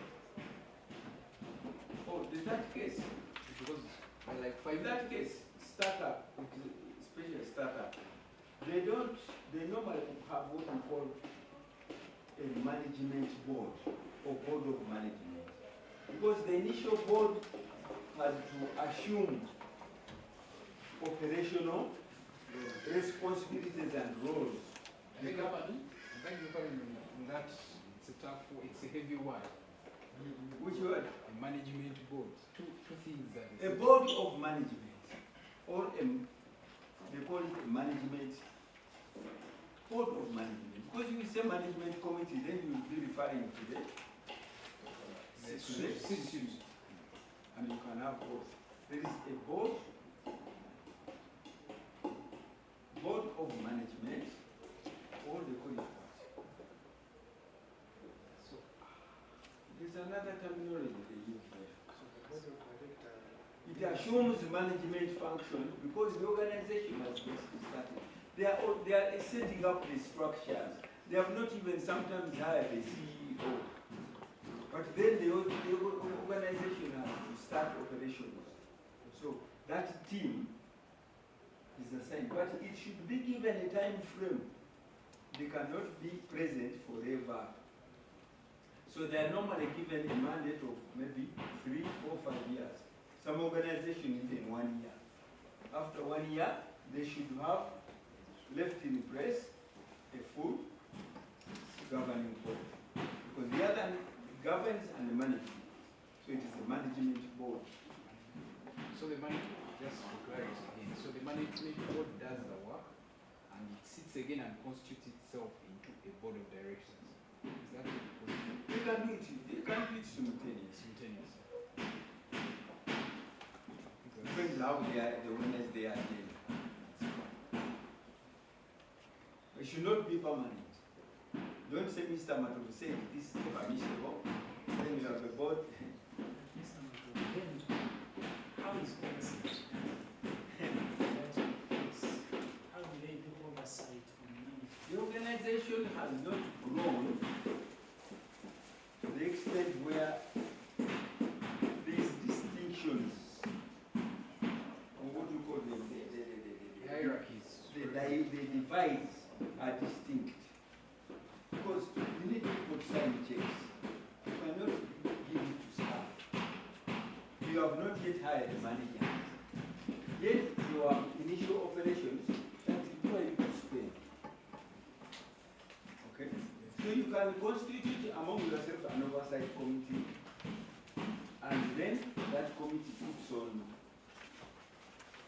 because the board of management also has committees. So the oversight can be allocated to committees. I think that's good. So, Chair, Mr. Matu. But there's an organization I know where the board of management has been in place over the past 20 years. And it is the same person. We call that entrenchment. Thank you very much. Thank you, Mr. Matu. Mr. Matogo. Maybe you can first take a seat a little bit as we conclude this session. Of course, the session will be concluded by remarks from our MD. But I wanted to inform colleagues that we have given you a form. Everyone has a form.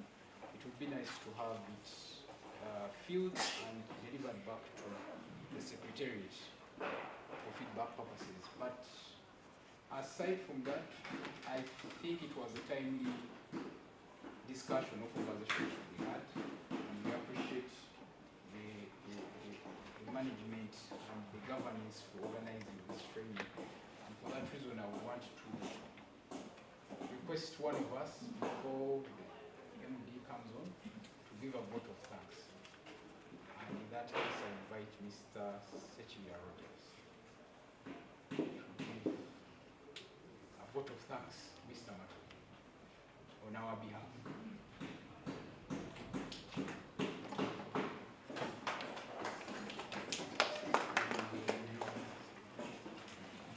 Thank you very much for that opportunity. This material time, first of all, thank all of us and the organizing committee for having made this event happen. Like you said, it is timely, but it is above all, it is knowledge that we are getting that is going to impact us for life. Because we have been moving with mistakes, not knowing that we are making mistakes. But today, we seem to have learned a lot from this session. At this juncture, I want to really, on behalf of the members who have attended this training, say thank you, Mr. Joseph. I have not met a trainer before like you. The shortest time possible. You have really made it very clear. I would say this is not my third or second. I would say it is 1.5. This is the full session when I have had this kind of strategic planning. But you've really made many things clear that have not been clear in my mind, and I really want to think that that's the same to the rest of the members. And your training is independent of anything. The way you have been delivering your course is, you're not saying I'm delivering it to the directors, maybe I will not tell them what they are not supposed to do or whatever. So it has been very clear what you need to do and what you don't need to do. I promise that we will not take this for granted. We will make sure that we follow up with this training and make sure that we do whatever is required of us. And I believe everybody who has come here, our common mistakes that we have been making, we are going to somehow correct them. I would request that we also clap for him. I don't know how we are going to clap in a way. I would say clap 1, you clap once, then clap 2, and then clap 3. So we will all stand up. I request for Mr. Facilitator. This has really been, this is a young generation you have seen, Mr. Mato. You are the only white person we see here. And then we are going to, it is really very good to hear from you. Let's get ready. We first warm the clap. All of us will warm. Clap 1, clap 2, clap 3. Thank you. Thank you. I thought that you were going to mention about the many sweets he has bagged, but I can see that Dan Bush there. Genuinely smiling, but it is okay. Thank you for the So, without any further ado, I think, allow me to invite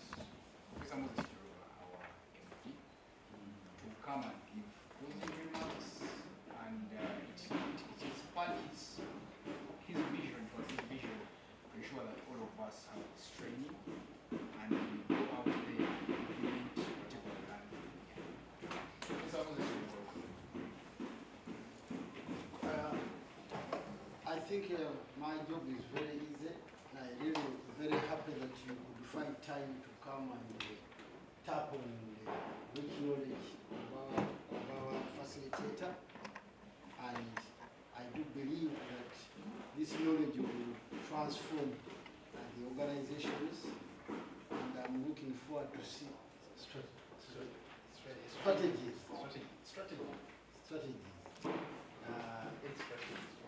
By when?